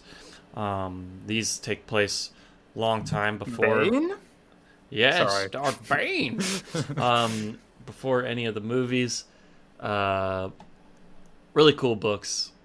Just, Darth Bane is who established the rule of two, that there can only be one master and one apprentice. Because before that, there's just like a bunch of Sith and they all argue and they don't get anything done and whatever. Oh, interesting. And, those books are really cool, and they show, how someone gets initiated into the Sith and gets trained by Sith, and big war between the Sith and the Jedi in it. Really, it's super cool. That sounds I would, cool. I would recommend those. But, yeah. Anyway, man, what other stuff do we want to talk about this? I feel like the best things are we've covered a lot of it, but Anakin and Obi-Wan, Anakin and Palpatine, Anakin and Padme have some nice things. What else do you want to talk about from it? Um, it's hard. I'm trying to rack my brain and think what we haven't touched, and the only thing that comes to mind is like the Mustafar fight at the end. But I don't know if you wanted to get there yet. There's probably stuff that happens before that. I guess that's not explicitly end, since there's like kind of a conclusionary period to the movie. Um, I don't know. Are we did we skip something? well, I mean, there's stuff that we obviously are glossing over, and I don't think we need to spend too much time talking about Kashyyyk or anything like that. Like, No. but Oh, Order 66, I guess. The yeah, big that's a turn big there. part. That's a Yeah. big part. So, well, right before that is when we've talked about it, but that's when Anakin. There's a great scene where Palpatine essentially reveals to Anakin that he knows the dark side and that he is the Sith Lord. I mean, this is an awesome moment. And then, like, behind Palpatine in, like, the hallway of the office is this crazy ass mural with, like, I don't know, some probably ancient lore going on. And I just feel like that heightens the aspect of, like, oh, this is a huge pivotal moment in like history right here. And he's like, only through me can you stop your wife from certain death. What did you just say? And he's like, you're the Sith Lord. Are you going to kill me? I would very much like to. I know you would. I can feel it. I'm like, yeah. Dude, it's a great moment and a really interesting moment for Palpatine to reveal himself too. I think I was curious what he felt within the Force, where he was confident that this was the moment, or if he just felt like they gotten to that point in their relationship. But it did seem like and Anakin does push back. It did seem like there was going to be pushback at that point still because of where Anakin was in his journey. So. Yeah. I don't know, but I know Palpatine could also like kind of see the future, so. But I mean, yeah, a little bit, but at that point, Anakin does go and tell Mace Windu. I mean, he make like this is like his most mature decision of the whole movie is to not try and kill Palpatine right there. To go and tell Mace Windu and some other Jedi about it. And be like, hey, like, you gotta arrest this guy. Like, he's the Sith Lord. Let's not execute him. Let's arrest him. And then Mace Windu makes up his mind during that fight, I guess, that he's like, I'm gonna execute him. yeah, too dangerous to be left alive. I need him. Oh, what a great line from Anakin. Yeah. Oh, man, again, also, I know I think we talked about this a little bit after the movie, where I was like, this was dumb on Mace Windu's part. To go through with that right there in front of Anakin, knowing they had a relationship like that already, like in the dynamic that they'd been building, even though Anakin came to him, like, Mace Windu should not have thought that he could just go from imprisonment to killing the dude right there, and Anakin would co-sign that, Oh, I know. I mean, bad decision from Mace Windu, especially because of how, like, their relationship leading up to that point. Like, Anakin and Mace Windu have a pretty, like, contentious thing, and Mace Windu the whole time has been, like, the dogmatic side of, like, you need to listen to the Jedi. Like, the Council knows best. You're immature. Like, you don't know what you're talking about. And then, in front of him, to essentially be like, yeah, I'm gonna throw like our principles out the window right here. It's like, yeah, dude, a little rough. Yeah, sorry, I'm gonna go with the guy who said he can save my wife instead of the guy who said he might trust me after this. So yeah, for real, man. What an awesome shot where they kind of have a moment where they back up from each other, Mace Windu and Palpatine, where they're dueling, and then Palpatine swings the lightsaber and the window shatters. Oh yeah, beautiful. Yeah. Oh man, all Palpatine's noises too, as they're like doing the electrocution thing, is awesome. I love it. It's like really funny, but I genuinely like it. Do you like how he goes, power, unlimited power? I do. I don't know why he says that there, but It's like a Nintendo advertisement. yeah. Anakin forgot to renew his subscription to Nintendo Power. Yeah. Yeah, so that's when, Anakin cuts off Mace Windu's hands and Palpatine blasts him out the window. A lot of amputation in these films. Mm-hmm. I guess it's kind of like they're losing a part of themselves. Anyway. Very true. Or, like when Anakin amputates someone else, he's losing a part of himself. Whoa. Dude, I wouldn't it have been. I mean, it's harder to do in a movie, but wouldn't it have been cool if there was something like when he kills Ventress, but when Mace Windu dies, when it's like Qui-Gon, Yoda, like just this. I love the disturbance in the Force like idea, Yeah. Like, oh no, something which I guess Yoda does feel in this movie. Yeah, when Order 66 happens, he stumbles and whatever. That's nice, nice Yoda moment. And then he goes and decapitates 2 clone troopers. Yeah, why not? Man, what I will say about the clone troopers on Kashyyyk, the camo print clone troopers look fucking awesome. I didn't see them, dude. They're too it camouflage. works so well. Yeah. Yeah, no, I'm kidding. They are cool. So, yeah. Yeah, Order 66. That's where we're at pretty much, and that's what we were talking about. You're a defender of this. I guess so at this point, but I would like to hear why people like what the issue is. Maybe I can be won over. We haven't discussed this really. Well, I don't have an issue with it conceptually because we know that the clones were created pretty nefariously. We know it was a plot by Palpatine from the beginning and Dooku to build this clone army. So it makes sense that they would have some way to turn them against the Jedi. So big picture, I don't have a problem with it, and I think it's cool.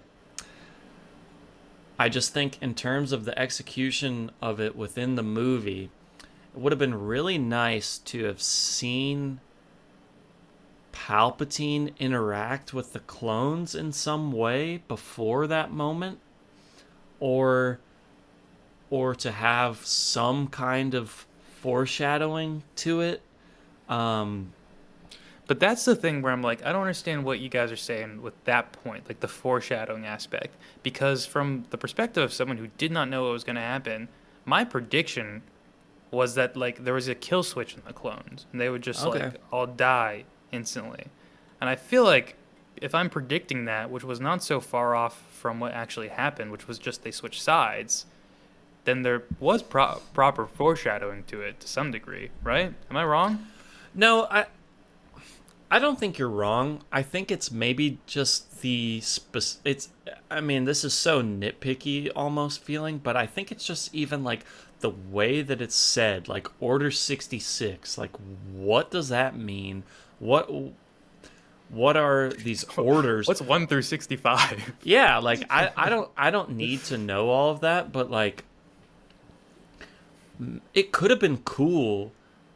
Maybe this is stupid, but it could have been cool at some point during the movie for Obi-Wan or something when he's directing Cody and his legion of clone troopers to be okay, we've landed here. Let's do Order 23, okay? That's this maneuver or whatever that we all know.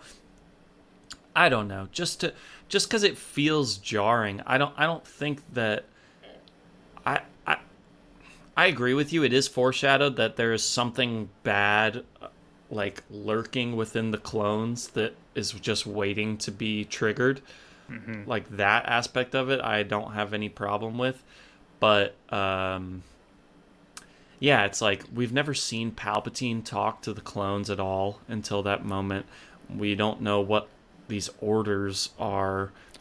Yeah, Just that. I get it because I think like your issue has to do with what they maybe were trying to go for, and it just isn't executed perfectly in the sense that I think the reason they don't address things, and maybe I'm making this all up, and they just were lazy or didn't want to do it right, but I think the reason they don't is because they want you to forget that there's something up with the clones in this movie, so it is more shocking when that does happen. You're like, oh yeah, I forgot that those are like those come from a nefarious origin. You know, their genesis is not normal.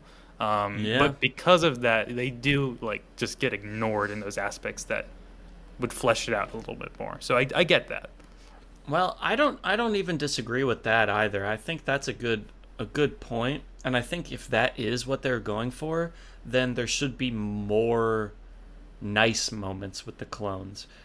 You get a little interaction between Obi-Wan and Cody. They have like two very brief moments together, but I think if we want that turn to be more shocking or feel earned or be more devastating or something, then we should see like more nice relationships between the Jedi and the clones. Just more interaction in general, more personality from the clones, or more specific clone trooper characters that we care about, that have relationships with their Jedi generals and all that. Yeah, that would have been cool to see for sure. And I would guess that maybe the reason they didn't do that either is because then they have to... because then as an audience member, I'm thinking like about like more internally about the Switch and what happened like with the actual their brain and how their relationship dynamics worked with people when that switch happens. Yeah. So maybe yeah. But I don't know. Does that get addressed later on? Do we get more clone moments like that in the Clone series, where we meet like clone characters who have personalities that sort of differentiate themselves from the other ones? Yeah, for sure. In the Clone Wars show, there's a lot of that. So is there stuff from there you would have like to kind of like extrapolate from that and put it into this, and maybe it would have worked better? Yeah, I think so. And I understand that you can't make like a 5-hour long movie and have everything you want, but it just feels like the whole relationship between the Jedi and the clones, if we're just looking at the movies, is not as fleshed out as I would like it to be, I guess. I agree with that, yeah. It would be cool to see a lot more with them. And plus they look so cool too. It's like, yeah. Come on, guys. They're awesome. And I mean, if you want to just keep focus, and we don't have time to go around to all the Jedi and their clone relationships, maybe just more of Obi-Wan and Cody, like more Commander Cody. You just want that turn to hurt more, dude. You want right? it, you want... Yeah. No, yeah, that'd be cool. And it does hurt because when I was like a little kid, I loved all the clone commanders, even though they have no personality in the movies. They don't really do anything. Commander Cody, like one of my favorite characters, just because. That's awesome. Oh, Commander Cody. I know that. I don't even know why. I had like a toy of him and stuff. So. Hey, dude, it's great. Plus, come on, Commander Cody. That's fun to say. What a funny Star Wars name. It's just Cody. Mm-hmm. I want to know all the clone names. Who's naming these clones? They should get Padme to do it. Cody, Jonathan. Well, there's Commander Bly. There's Commander Wolf. Who named someone Bly? I don't know. I think they might name themselves. Really? Man, see, this is the issue, man. You get more into clone stuff, I'm like, I want to ask questions and learn more about this clone stuff. But that's why I'm excited for the series. I hope we get some... I hope it's a more focused perspective than the animated one we watched. I really enjoyed that, but I would like to be like, okay, we're kind of like centralized around one specific faction or character or something like that.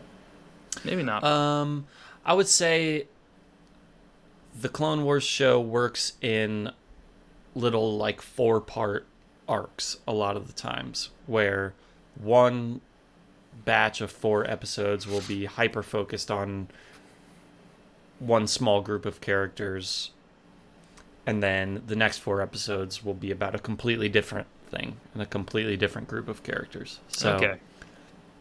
I think it does give what you're looking for, but not only that. You Yeah. know? Well, I certainly didn't have a problem with not doing that. I'm sure I will really enjoy it regardless. But yeah, I'm just saying it'd be cool. I really like what they do with the clones in the show, so I hope you will too. I'm excited to start that. It'll be fun. Me too. I'm excited to watch it again. So Order 66, we get a montage of the clones turning against their Jedis. Pretty sad. The music is amazing. Everyone get to the Jedi Temple! Fall back, fall back. Man, holy shit! How cool does it look with Anakin with his hood up, leading his battalion into the temple?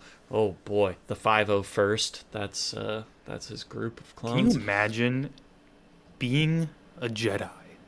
This is happening, and you see fucking Anakin coming for you? Dude. Being like a not quite a youngling, but like a 15-year-old like Jedi Padawan in training. Like, oh my god, I'm gonna die. I'm gonna die. I would, if I was if they let me do a Star Wars project, I would, this is good breeding ground for some Jedi characters, I think. Maybe they killed all the Jedi here, but I'm assuming there's Jedi that were like isolated on faraway planets and stuff at the time, or I don't know. I guess no one survived on Coruscant, but it'd be really interesting to hear some stories. Maybe there are some later of like Jedis who were very, very isolated from that event, came back, and then is there a movie about this or something? Yeah, it's not a movie, but there is stuff about this. Yeah. Oh, really? Okay. Yeah. As soon as it happened, I was like, this seems like an opportunity for some cool storytelling. Because then, if you're a Jedi that was like isolated from that, you're like, oh no, like, should I have been here? Even though if you were doing something like, sorry, I'm like making up stories now. But No, it's I think it's cool. cool. I think it'd be cool.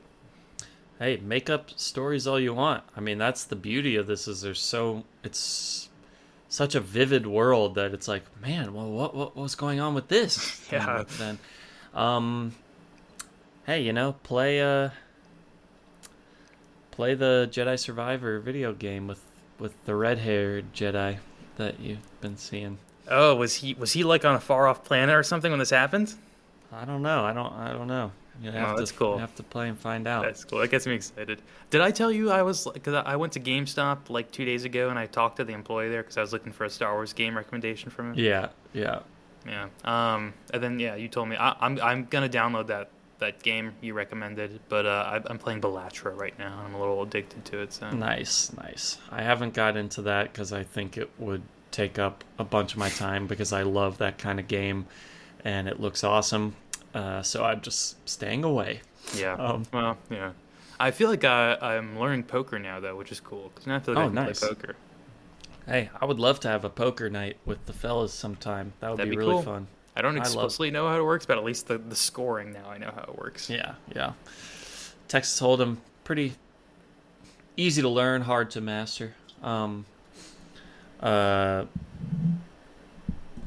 So yeah, well, we got Kiadi Mundi getting gunned down, Plo Koon getting shot down in his ship, Stas Ali getting taken out on his speeder bikes, Ayla Secura getting gunned down on Felucia. By the way, this is like the second Jedi massacre montage that you and I have witnessed like this. I mean, Yeah. really. What was the event called where they died previously? Like that Sith War event with Exar Kun and everything. I'm pretty sure they called it the Jedi Holocaust. Oh, I didn't mean to set you up to like say that. I You genuinely just wanted me to have to say that again. no, I did not remember. Look, I wouldn't refer to something like that if I was writing it. That's what it is called in the comic book. So Yeah. I'm just restating what was written. Yeah. Okay. um.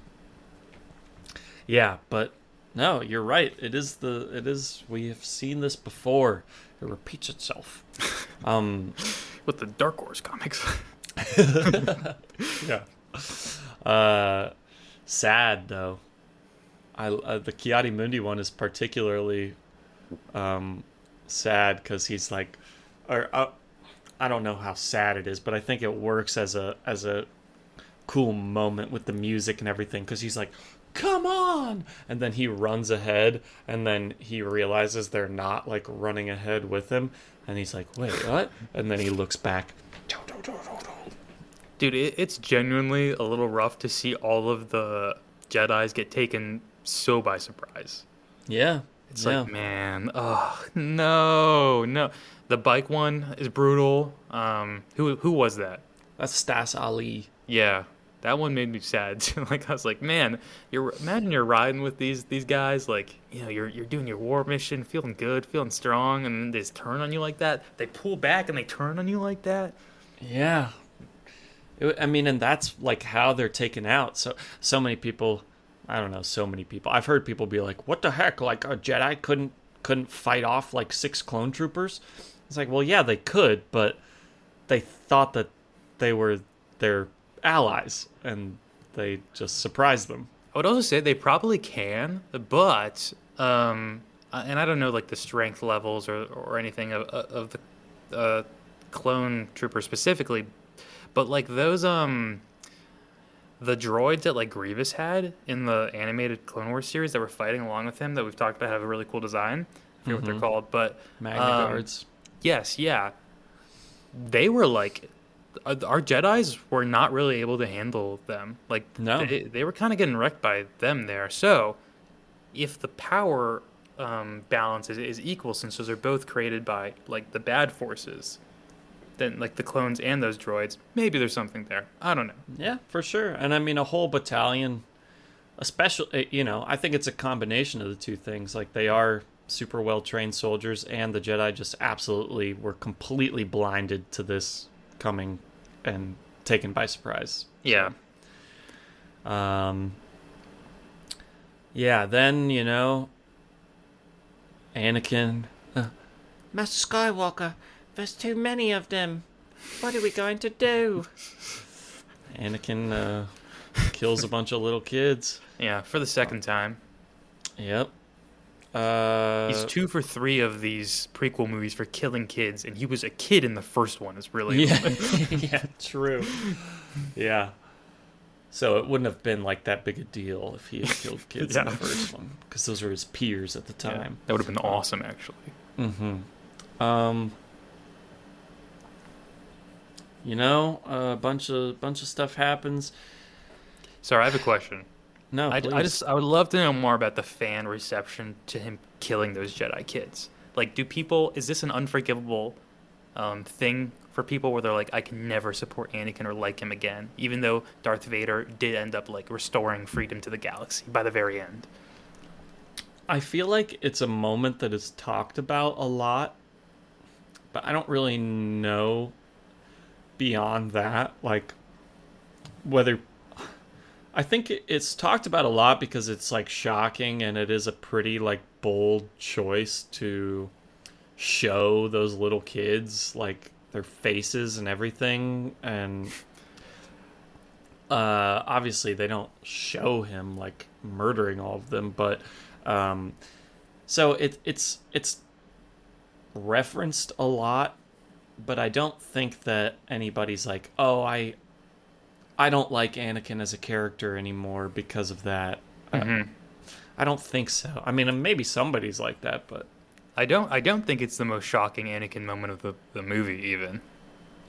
No, is that when he chokes Padme? Yeah. Do you say Yeah. that because I gasped when that happened? Yeah, but I mean, I don't necessarily disagree.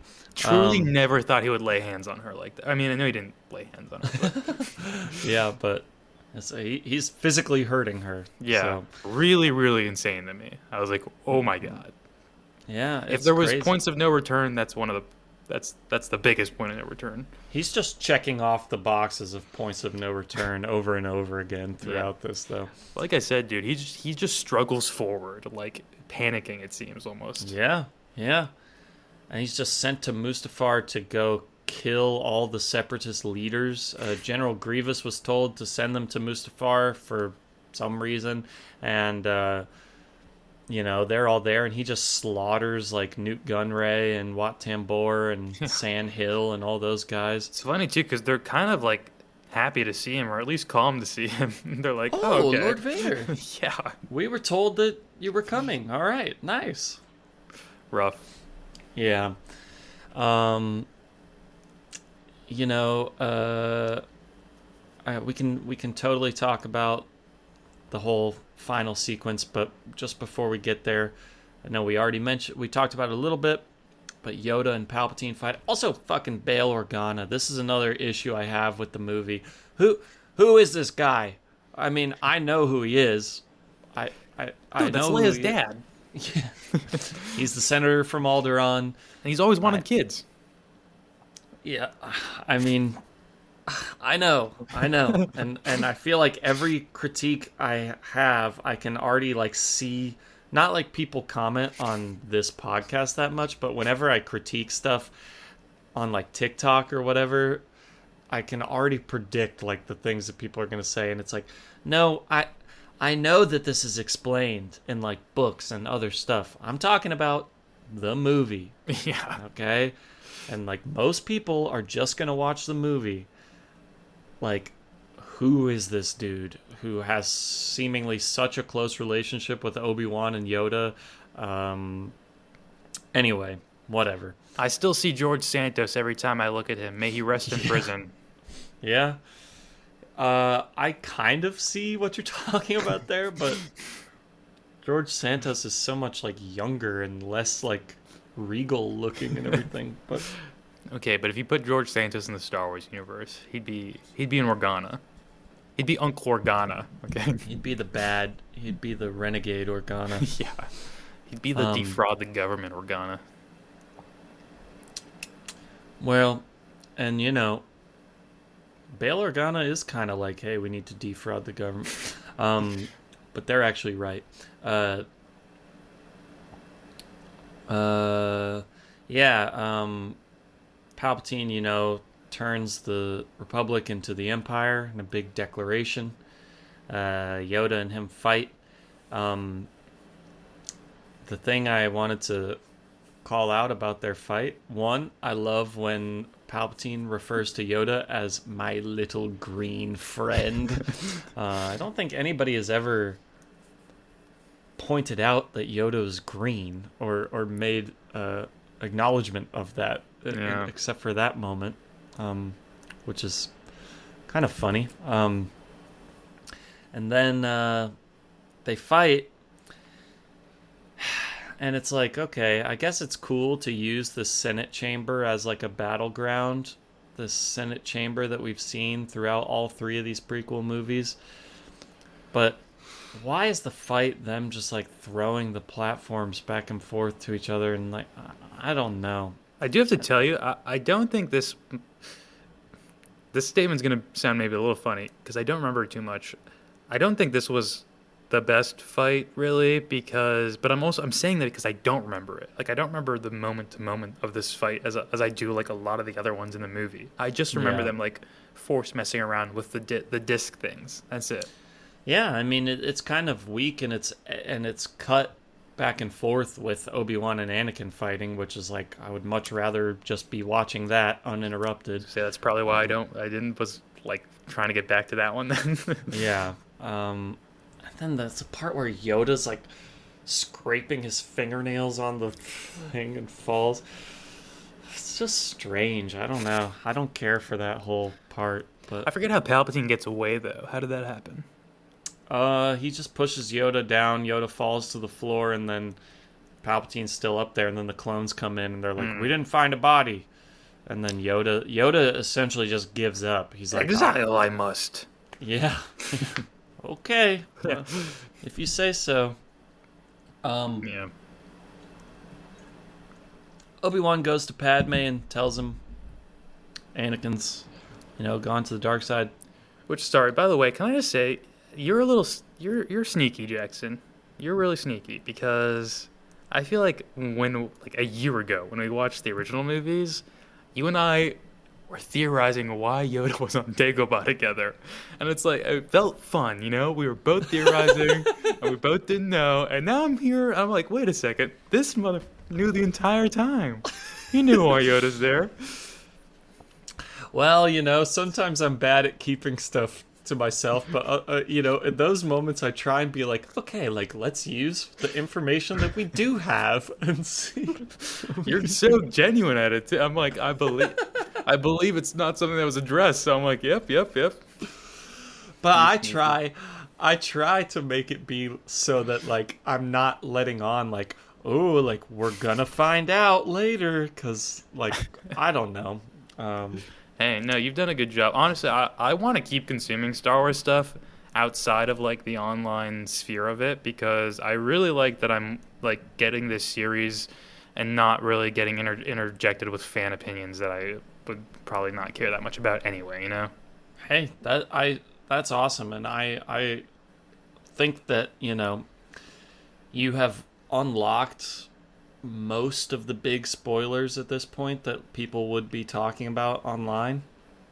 But there's still a good bit of stuff in the Clone Wars show that would be really cool as a surprise, I think.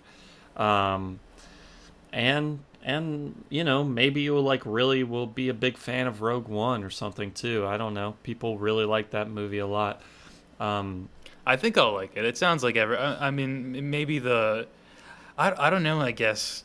You've manufactured my walk through Star Wars, so maybe I'll echo your sentiments on it because of that. I don't know. We'll see. Well, it'll be interesting. There'll be nurture over nature here. Which is going to triumph?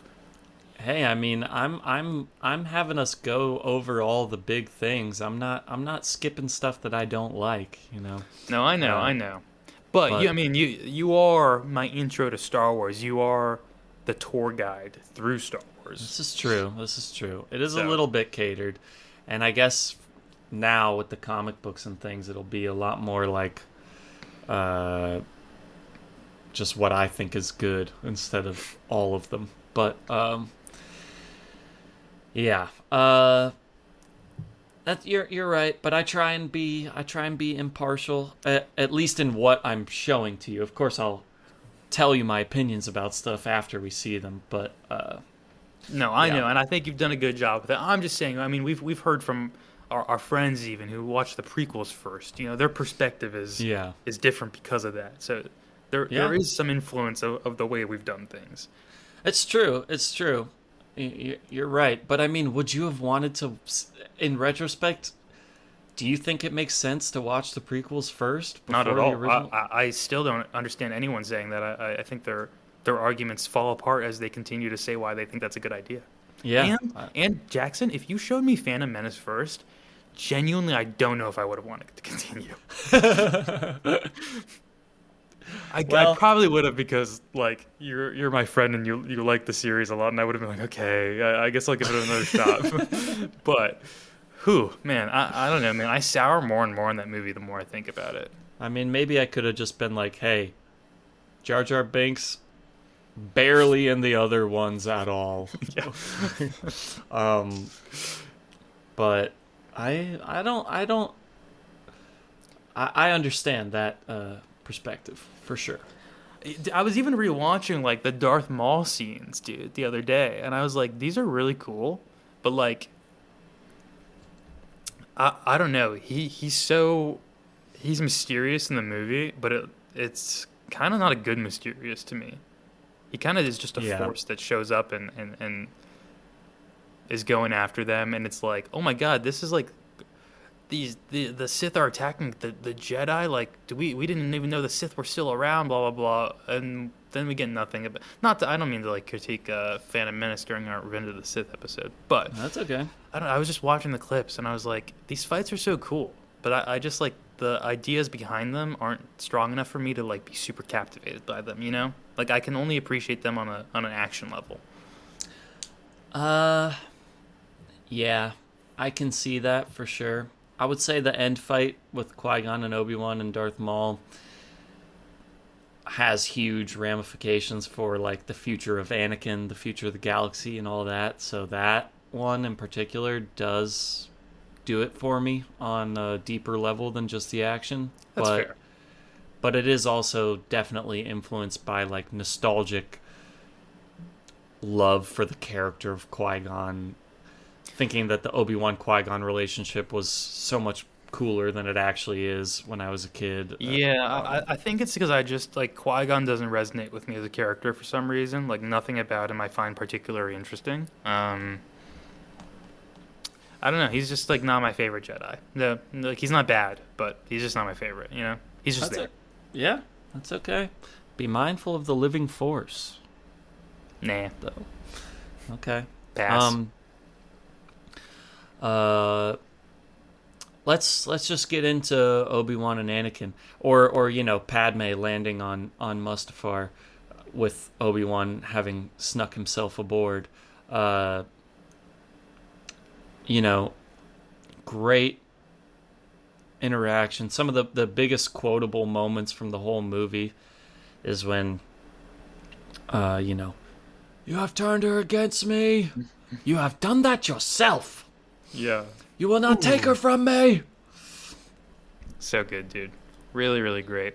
Also, I guess I didn't think in my head previously that Obi-Wan had snuck onto the ship. I thought he went with Padme. Did I miss that like little detail where he was supposed to be a sneaky little Jedi there? She wants to go by herself, and he kind of sneaks onto the ship and then like smuggles himself into this little compartment.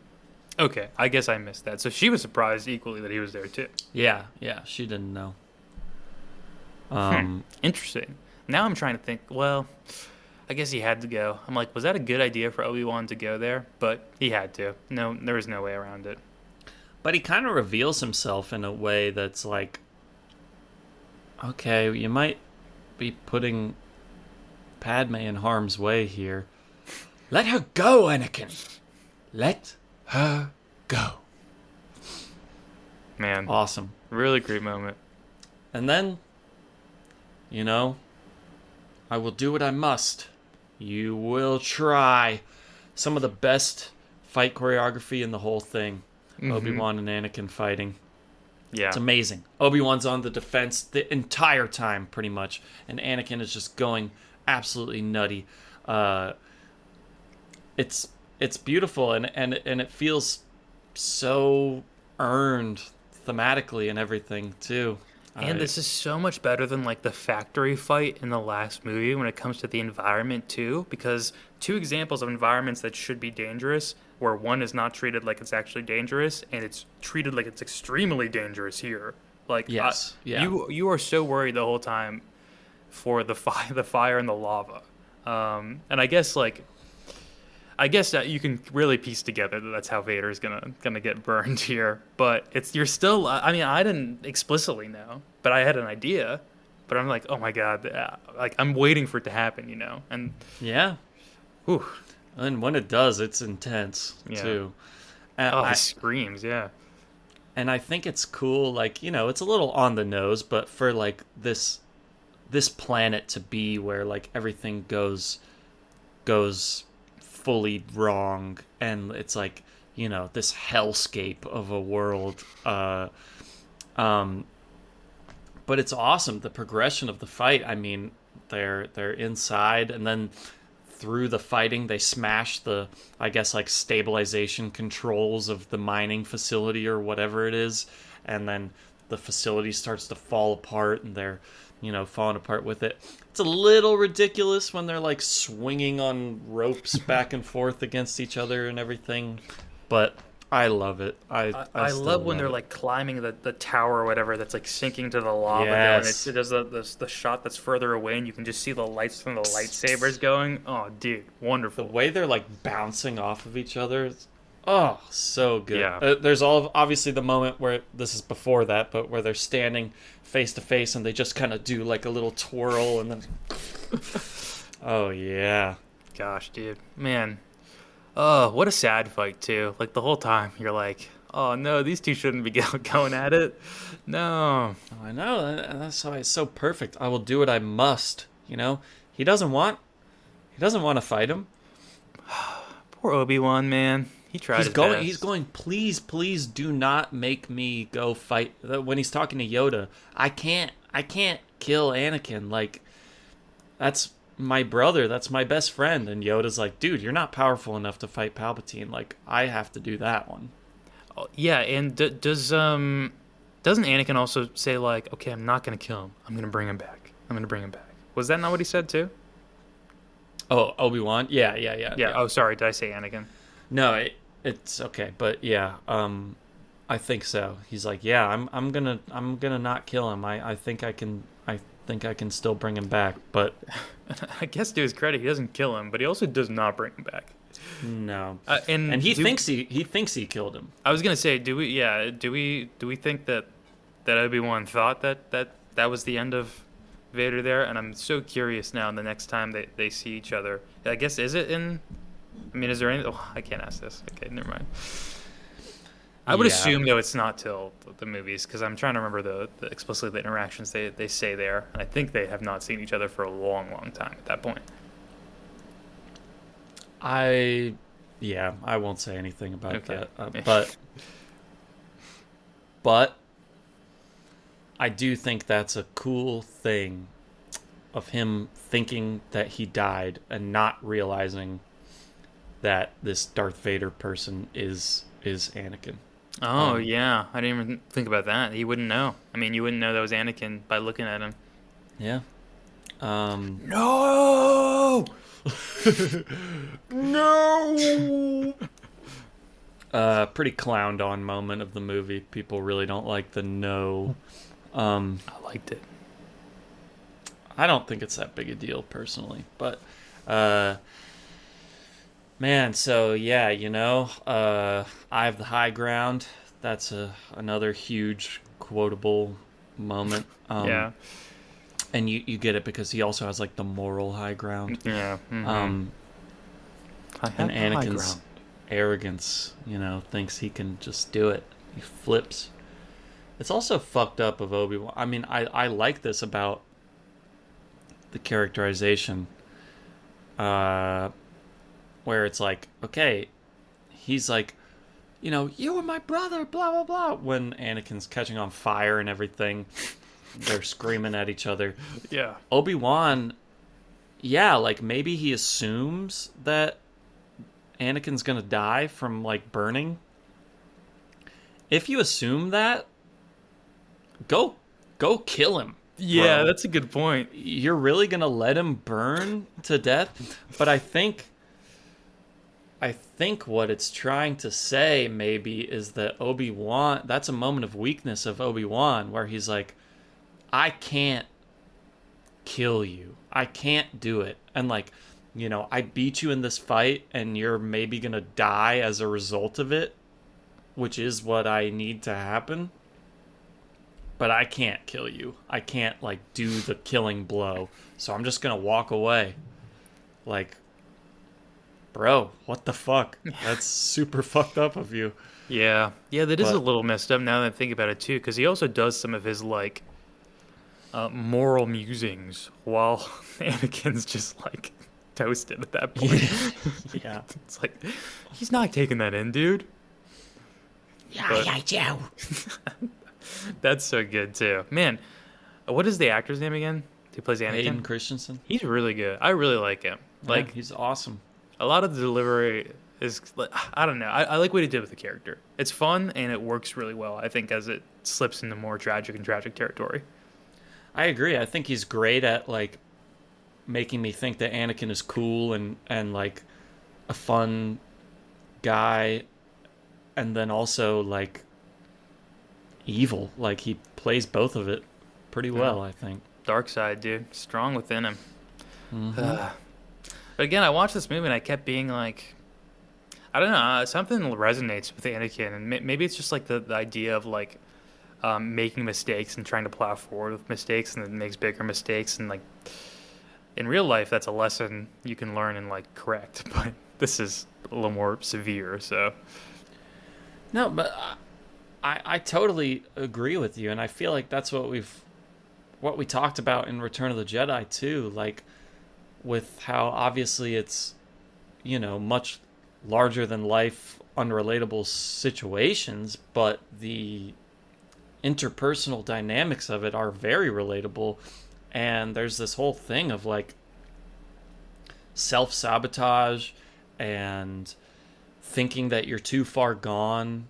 Like, this is such a real thing for, you know, probably me and you on a much smaller degree, but for people in positions of power in the real world and everything to a pretty serious degree, where, you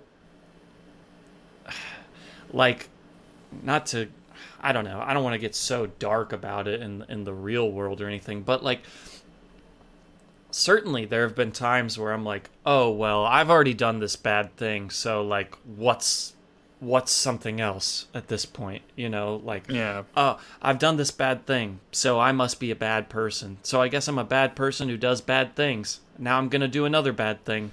Like, obviously nothing horrible, but like, there have been moments in my life where I've had that thought process, and you think like, well, what's something else at this point if I'm already like such a fuck up or whatever. And Yeah, absolutely. Yeah, it's kind of, yeah, exactly. Like, I think that works side by side with the idea I was saying, where it's like you make a mistake and then you do another mistake to try and fix that mistake, but you're going more into the bad aspects of what you were doing, yeah, even though you're yeah. trying to, like, at the end of the day, get yourself out of it. Like, you should be smart enough and wise enough not to know to, make mistake to fix mistake, because it makes bigger mistakes.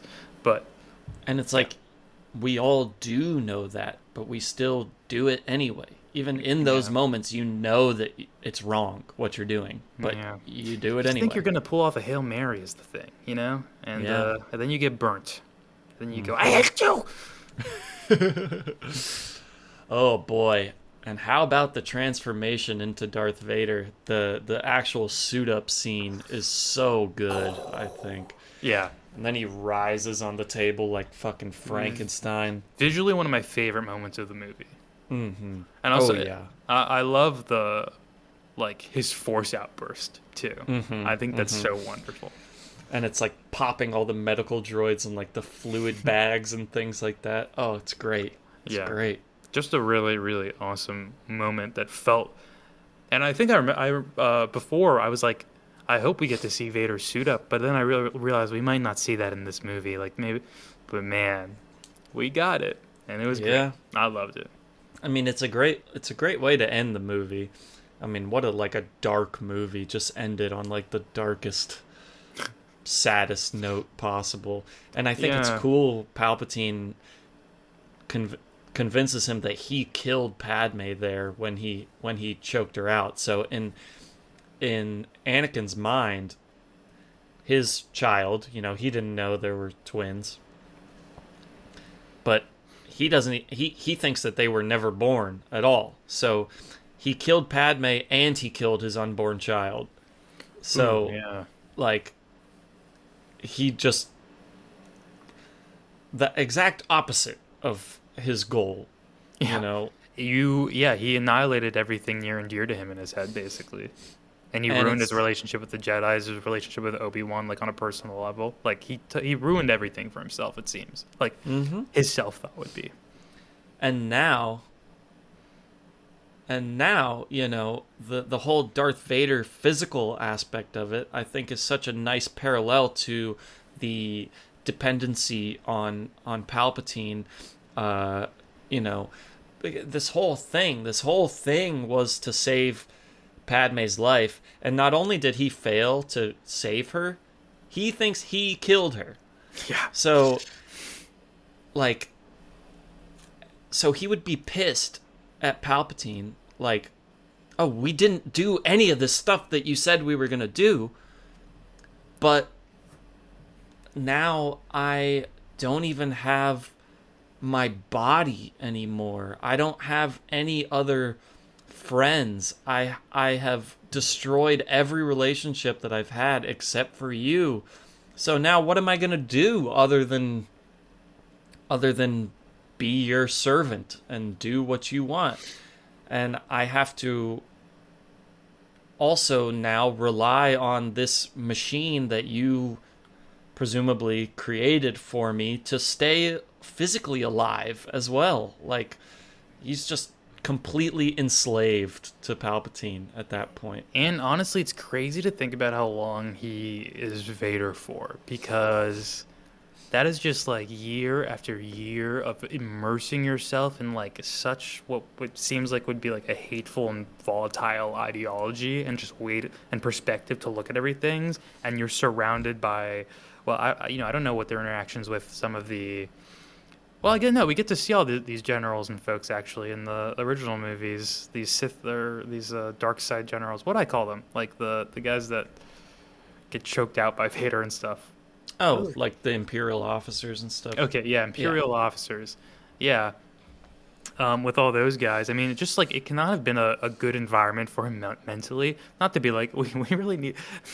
Vader's mental health was not looked after, because that's clear. But yeah, but, you know, but I'm just saying it's like an amazing feat, and it's something only probably his children would have been able to do, pull him out of that.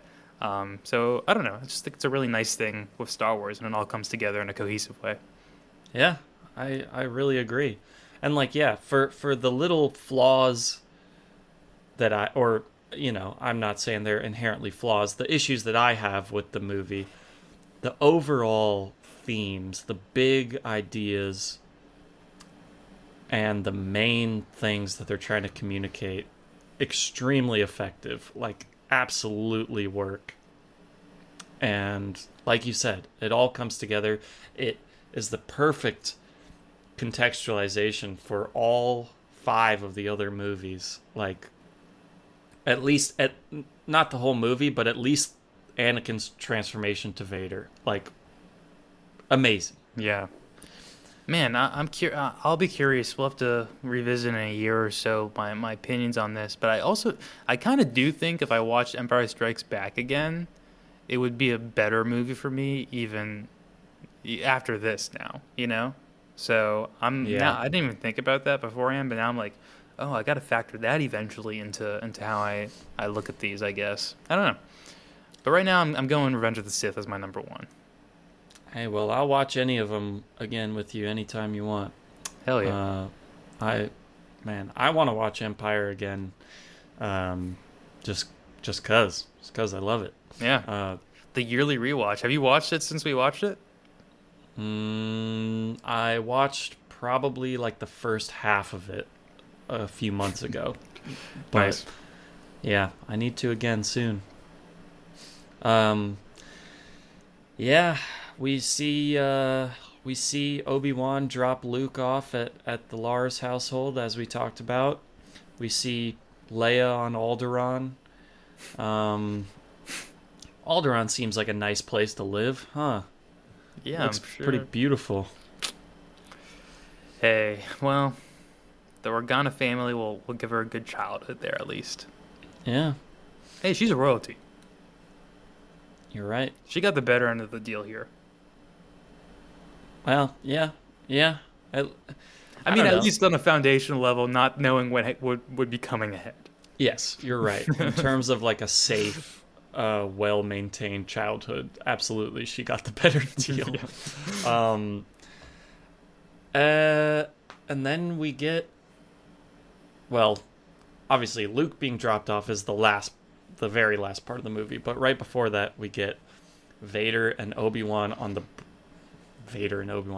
Palpatine on the bridge of a Star Destroyer with Tarkin, and they're looking at the shell of the Death Star being built.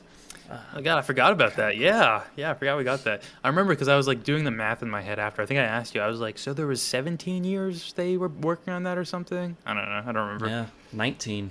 19, right? Because Luke's 19 in the first one. Mm-hmm.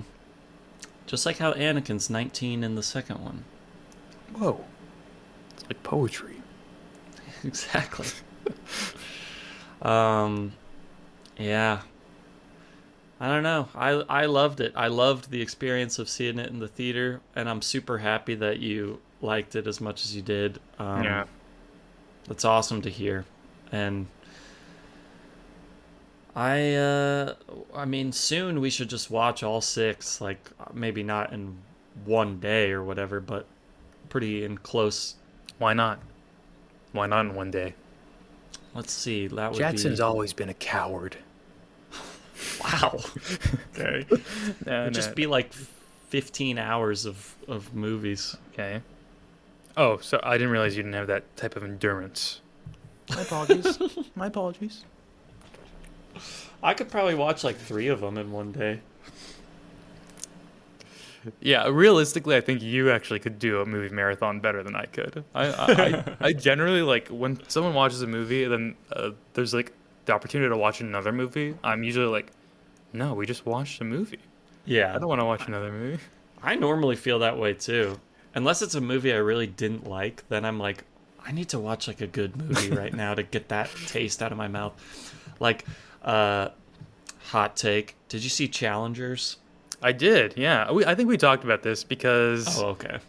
I only like one character in that movie, and I hated everyone else. But also, the funniest aspect of that movie is all the music to me. I'm like, what are you guys doing? I don't like it. I know a lot of people like the music of it, but I do not like the music. It makes it so funny to me. I'm trying to even remember what the music was like. It's like really sexy during the tennis scenes and stuff. Oh, It's like, yeah.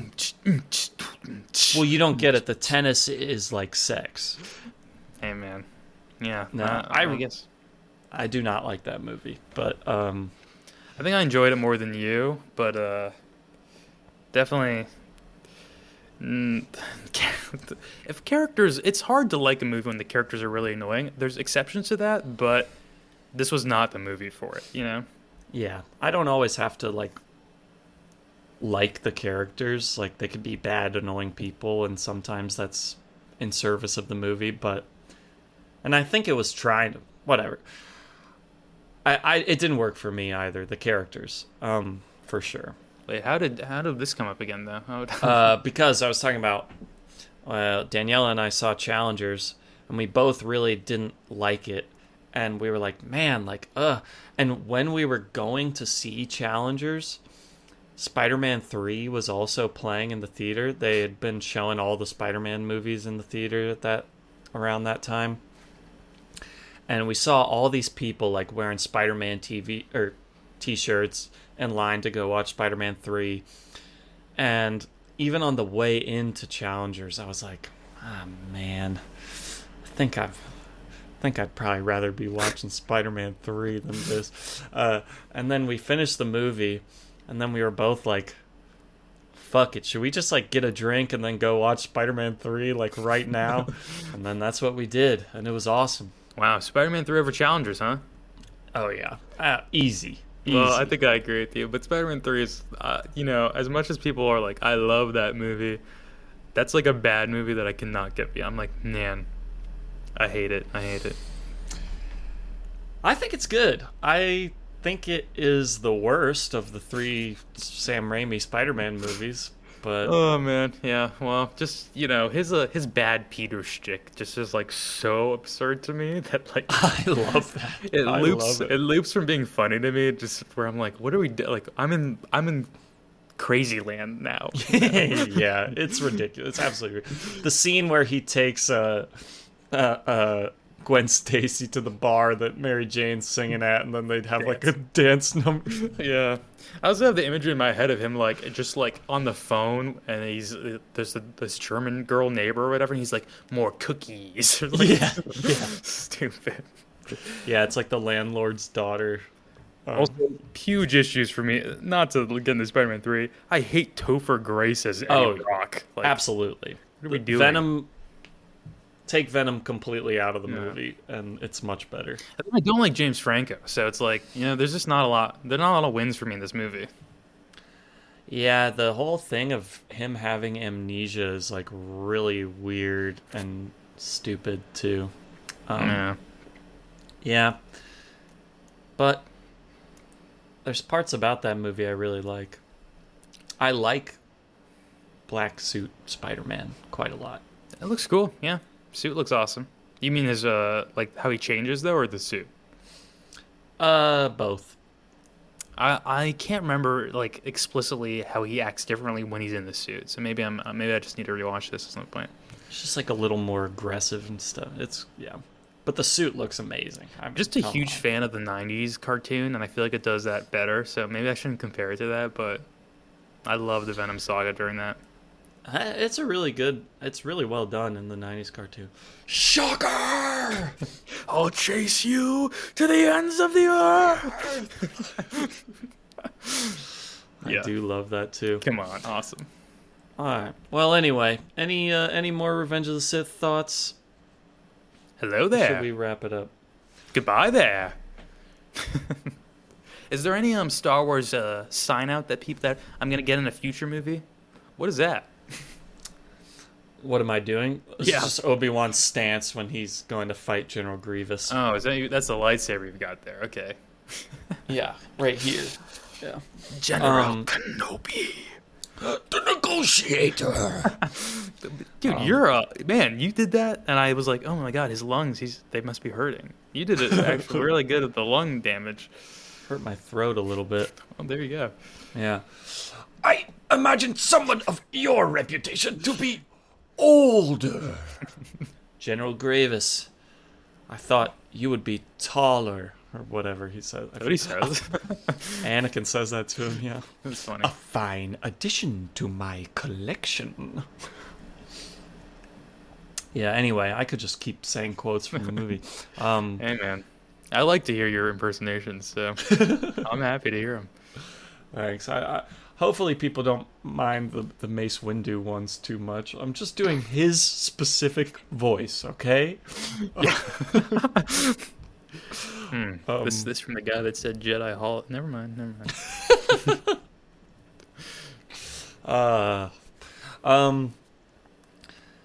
So next time. Wait, we're continuing the podcast? Yeah, it's not over, baby. Whoa. We're like 3/5 of the way through Star Wars, dude. That's actually crazy if that's true. I mean, that seems like a lot actually we've covered. Well, in terms of years, I mean, because if it's been going on for 48 years, so we'll just say 50 years, we've covered the first 30 years of it. Wow. And what a ride. The first 28 years, I guess. So we've covered the amount of years that pretty much that we are old. Yeah, wow, that's crazy. I'm all caught up now.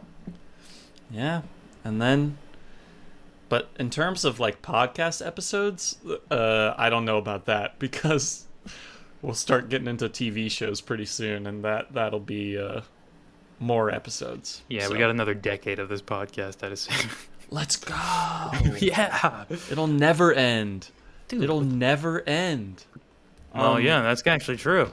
We got what is it? The Ryan? Who is it? Ryan Gosling Star Wars movie coming out? Yeah. Dude, Starfighter. It's gonna be awesome. Sean Levy. Is it called Star Wars Starfighter or just Starfighter? I think it's called Star Wars Starfighter. Is Rogue One called Star Wars Rogue One or just Rogue One? Rogue One, a Star Wars story, just like because they were doing that for a second. Solo, a Star Wars story. Rogue One, a Star Wars story. I think that's ugly subtitling, but whatever. Me too. I agree.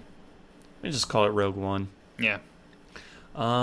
Yeah. Next time we are going to look at the behind the scene. Not the behind the scenes. Well, maybe if we could talk about behind the scenes. You said it. We have to now. You said it. Okay. All right. And goodbye. Signing off. The deleted scenes is what I meant. I think we should watch the deleted scenes from all 3 of the prequels. And then we'll start filling in some of the comic books that we missed or that we've skipped over along the way. Definitely do a much more abridged look at comic books. However, I know for sure in the next episode I would like to talk about the Star Wars Infinities comics. These are the What If comics, and they have them for all three of the original trilogy movies, and they're varying levels of quality, but I think they're all pretty interesting. And I would like to talk about those. Yeah, So, I'm very excited to see what they're working with there. now I am very hungry, so I'm gonna go eat some dinner. I'm also starving, dude. I'm gonna eat some dinner as well. What are you gonna have? Salad. It's kind of sad. And maybe you like salads. Doesn't seem I very like it. filling though. Is it gonna be filling? Well, if it's not filling, I'll have something else. I could put like chicken in it at least. You had a protein in there, right? Yeah, I got chicken in there. I guess I was imagining you just like eating a Caesar salad for dinner, and I was like, oh, It is that, but with chicken in it. oh, okay. Well, It's not sad. It's yummy. no, that's fine. That's and cool. it's gonna be big too. That's It's awesome. gonna be a big salad. No, that's good for you too. That's awesome. Yeah, What are you gonna have, huh? probably popcorn shrimp. Oh hell yeah! That sounds good. Yeah, no, it's not even like it's not even cool. What, like microwave popcorn shrimp? Air fryer, so Okay. That's pretty good. I'm not barbaric. Okay. Ugh. Just saw an awful movie yesterday, Rosario, that had the air fryer as a plot point in it. Had the air fryer is a plot point. Yep. It was. Did someone's body part get put in there? It's more. No. Sorry, what's with this sick mind, dude? It was a horror movie, and there was so you're not far off. I would explain it, but I'm genuinely really hungry, so Yeah. I'm gonna Okay, for gonna sure. end it.